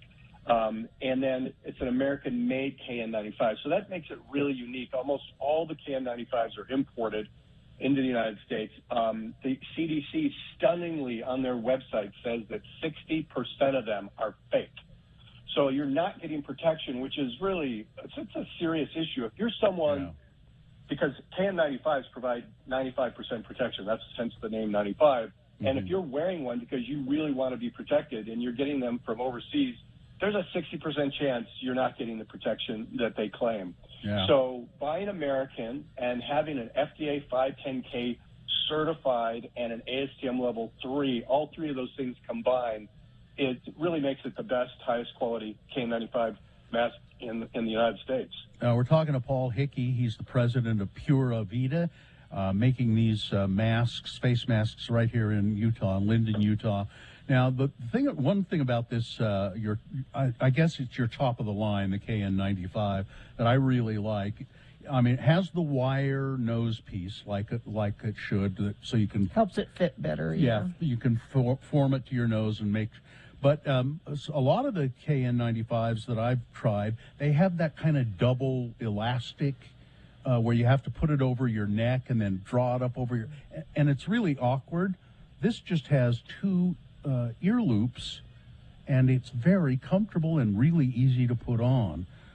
I appreciate that. Thank you for doing that. Yeah, well, thanks. You know, I think you might be talking about an N95. So there's an N95 has a strap around the back of the head and neck. Yeah. And a lot of the medical community uses that. But KN95s have really gained a lot of market share for people that also need high protection and don't want the straps around the head because they just go around the ears, or ear loops. And so the KN95s are actually gaining, for consumer use, people really prefer KN95s if they need a lot of protection versus the N95s. But they're both good masks for providing protection. We have a special going on associated with the radio station. You can get these masks at puravita.com. If you use the promo code X96, you can get 20% off your order, right, Paul? Yeah, you can buy direct from our factory, which is great, especially for the people in Utah. We really like to do as much as we can for the Utah community. And you just go to puravita.com, which is P-U-R-A-V as in Victor, I-T-A, Puravita, T with a Tom.com. Put in X96, you'll get 20% off, and you're getting factory direct pricing.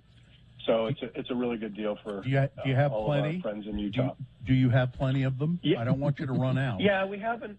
We are, the demand really spiked for Omicron, and we started getting a lot of calls from healthcare professionals and institutions when they found out that we have 510K FDA approved, because that's what they're required to use. But we do have enough for the consumers. We're in production. We have enough for all of our friends here in Utah, for sure. Okay. So just go to Pura Vita, PURAVITA.com, put in the promo code X96, and you'll get 20% off an order of these masks made in America, made in Linden, Utah. Paul, nice to talk to you. Thanks for doing it, and we'll talk to you again, okay? Thanks so much for having me on. I super appreciate it. Sure. Thank you, Paul. See ya. All right, we'll take a break. We'll be back crawling towards the exits after these. RanLife.com/X96. Well, that's a local company. Yes. Ran Life right here in Salt Lake, as a matter of fact. Well, I think Draper now is, if I want to be precise. But Ran Life has been doing mortgages now here in the area for 20 years. And as part of their 20th anniversary celebration, they're giving something special to X96 listeners because we've had a long relationship with them. I've done 2 refinances of my mortgage with Ran Life, and they've always been just great to work with. So if you go to ranlife.com/X96 and fill out a little form there, and there's no obligation, just fill out the form, you will become a customer for life if you go with Ran Life, and that'll give you all kinds of discounts. You can save a lot of money, for instance, on closing costs, or you can apply a discount toward your buying down your interest rate or things like that. So just check it out. Go to ranlife.com/X96. My little daughter, who is 4, she takes amusement in her father's flatulence. Is this a daily occurrence? Oh God, yes. And I use the dumb old dad jokes of it's a farting or it's a barking spider. Barking spider. And she'll always go, "It's not a barking spider, Dad. That's a fawding spider." My dad always said it was a buck snort. Or sometimes I'll say, "That bear's been following us around," or "Did somebody step on a duck?" Yeah. Is the other one. Hear that? Buck snort. Yeah. She likes the duck one too. But she also is occasionally flatulent. And I was lying on her bed with her, reading her a story, as I do fairly often, before she went to bed, and she just ripped. She ripped a good one, huh? Just ripped one. Daddy's little girl. Yeah. And I So said, like us. I learned it from watching you. I said, honey, that was... Did you high five her? High five! That was a loud one. And she said, it sounded like a door closing. She means like the creak of the door? And I said, it did kind of. And she said, a door with rusty hinges. Ouch! I just thought that was... She's creative. I thought that was the best. So our children are learning from you. So now it's just, hey, did somebody close a door with rusty hinges? Somebody oil those hinges. I just thought that was the best. A door Get with some a 3-in-1 oil on those hinges. So that was it. It's just one of those. Kids say the darndest They things. sure do.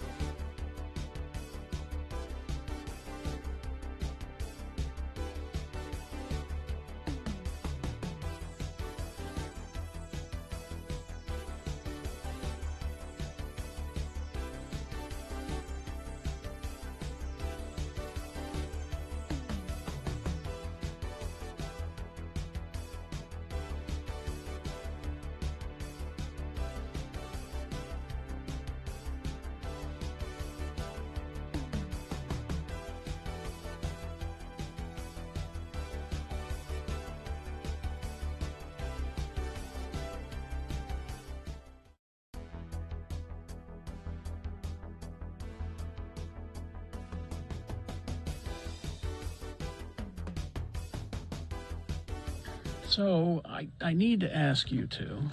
Okay. Because you both know sports better than I do. So, Super Bowl Sunday, right? Okay. It's the football game that I watch every year. You do? Just one game a year. I knew that. He talks about that every year. It's the one football game a year that I watch. So here's my question. I watched the Rose Bowl. I broke my rule. I said I'll watch the Rose Bowl this year because it's like Utah's Super Bowl. Sure. Now, that was a really good game. It was. Very exciting. Should I not watch the Super Bowl this year. Oh, no, I think you should. You think? You should. Oh, yeah. Because everyone's predicting a Cleveland blowout. Well, Cincinnati, you mean? It begins with a C. I don't know. Well, it's Ohio. But the Rose Bowl is not the occasion as big a party. Some people do have a party, but it's not the biggest occasion for a football party. The Super Bowl is the occasion where even my wife, who doesn't watch football at all, doesn't really care for it, said to me the other day, okay, we got to make those killer nachos where we get some brisket from the R&R and we use that to make nachos. We got to do that for the Super Bowl, right? I said, well, yeah, of course. It's 50% the food. The Super Bowl is 50%. I think it's 80%, 70%.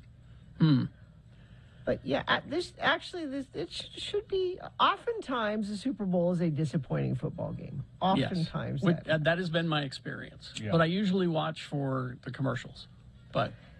And it'll be a good halftime show this year. And it's in L.A., Carrie. You like That's Los true. Angeles. I like Los Angeles, which is why I'll be rooting for Los Angeles. I'm rooting for Los Angeles because there's Utes on the team, so I'm rooting for Utes. I was rooting for Kansas City, but I guess I guess that's not going to happen. And also the commercials. Although you can see them online afterwards, or some of them you can see right now online. I mean, I haven't gone into Geek Twitter yet to discover if there's going to be like a Marvel trailer or something like that. If anything, it would be probably Moon Knight or Doctor Strange. But, I mean, there sort of is. There's like Colin Jost and his wife. I saw that one. Yeah, it's funny. It's what is it? Alexa. Alexa ad. It's like she's reading our minds. It's funny. I like seeing them together. See, that was weird for me. I'd never seen them together. Yeah. Scarlett Johansson and Colin Jost are married, and do they kiss in it? No, no kissing. That's because I want to see if his lack of an upper lip causes any problems. But she has extra big lips, so I think she makes up for it. But I'm just afraid he'll cut her. He'll with that razor thin. They were funny together. I like seeing them together. Does she punch him in the face? No. He has a punchable face. That's the name of his book. So yeah, and that's what he says. I have a punchable face. I know it. I know I do. Now this texter says that Vegas odds makers have L.A. winning. But very important sports just told us earlier. Well, that's because you've got the Buckeye connection there. Ohio. The quarterback is a Buckeye, so that's why. Okay. All right. Okay. That quarterback for Cincinnati he's pretty amazing, really. But he looks like he hasn't started shaving yet. Yeah, he looks really young. He's really like he's got baby face. Oh yeah. You know, Patrick Mahomes of Kansas City should look like he hasn't started shaving yet. He should cut that crap off of his face, whatever that is. You're not a fan of the facial hair? Not his. Now, the last time I saw the Cincinnati Bengals football helmets, were they striped like a tiger? Were they orange with black stripes? Okay. Now, see, that's another thing we have going for us in this game, is that each of the helmets look like the mascots. Yeah.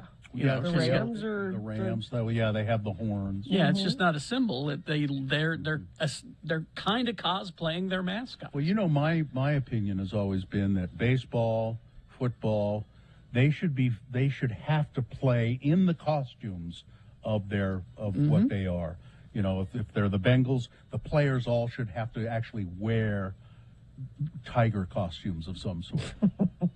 Like fold, not just a picture of a tiger, but a full tiger. Yeah.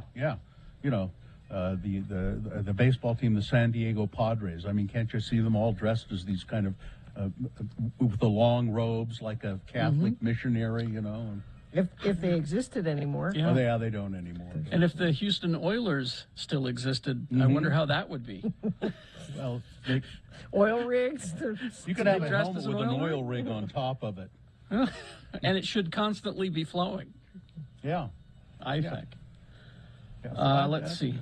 Los Angeles is a 4.5 point favorite in the Super Bowl odds from Caesars Sportsbook, Caesars Palace. Yeah, that's why I think Cincinnati will win. You think? Okay. Yeah. Andrews. I'm proud of you. You're going to watch football, Carrie. Wow. Proud. I'm very proud of you. Proud. Doesn't take much, does it? It's a good distraction. You let your kids off that easy? It's the only thing you can watch that nobody knows what's going to happen. It's just completely. That's why people like sports. Yeah, you don't. Nobody knows. It's happening right now. Now people are really getting into this dressing up as the mascot thing. Calgary Flames is problematic. They could be flamboyantly. Well, never mind. Could all dress like Liberace. There you go. Maybe you're a flambe. Yeah. All right. I think we're good. We don't have time to get into this story about how IKEA is now selling plant-based meat so that you can assemble the meatballs yourself at home. I saw that. Stupid. You got a little tool and some inexplicable instructions how to do it. All right. An Allen wrench. Make meatballs with an Allen wrench. Okay, let's do the promo and get out of here. Coming up on Tuesday's Radio from Hell show. The X96 5 Days of Valentine's giveaway is going on this week, so be listening at 7 a.m. with your phones ready for the keyword. Also at 7 a.m., it's Utah Word of the Day, but will it be the mayor of Mona or LeVar and LeGrand? Then at 8 a.m., our son Kyle will be back with his latest life update. Then at 9 a.m., Todd will be here for a tune for our Tuesday morning. Of course, there will be more on Tuesday's Radio from Hell show on X96. Let's see. Did we get to everything? I think we did. Gina. Here's a... Huh? Oh, go ahead. I was going to say, Gina, here's a list for you. 81 Guns N' Roses songs ranked from worst to best. Oh, we didn't get to the 30 facts about James Spader. I'll have to save that for tomorrow. So you do James Spader, but won't do 20 sauces that'll improve any meal. And The Who is going to tour, if you're interested. At all. If you care about that. All right. I think we're good. Everything covered, Katie? Fine job as always, Katie. Live long and prosper, bitches. Don't you know who I am? You're going to make a meatball with an Allen wrench? Corey is next.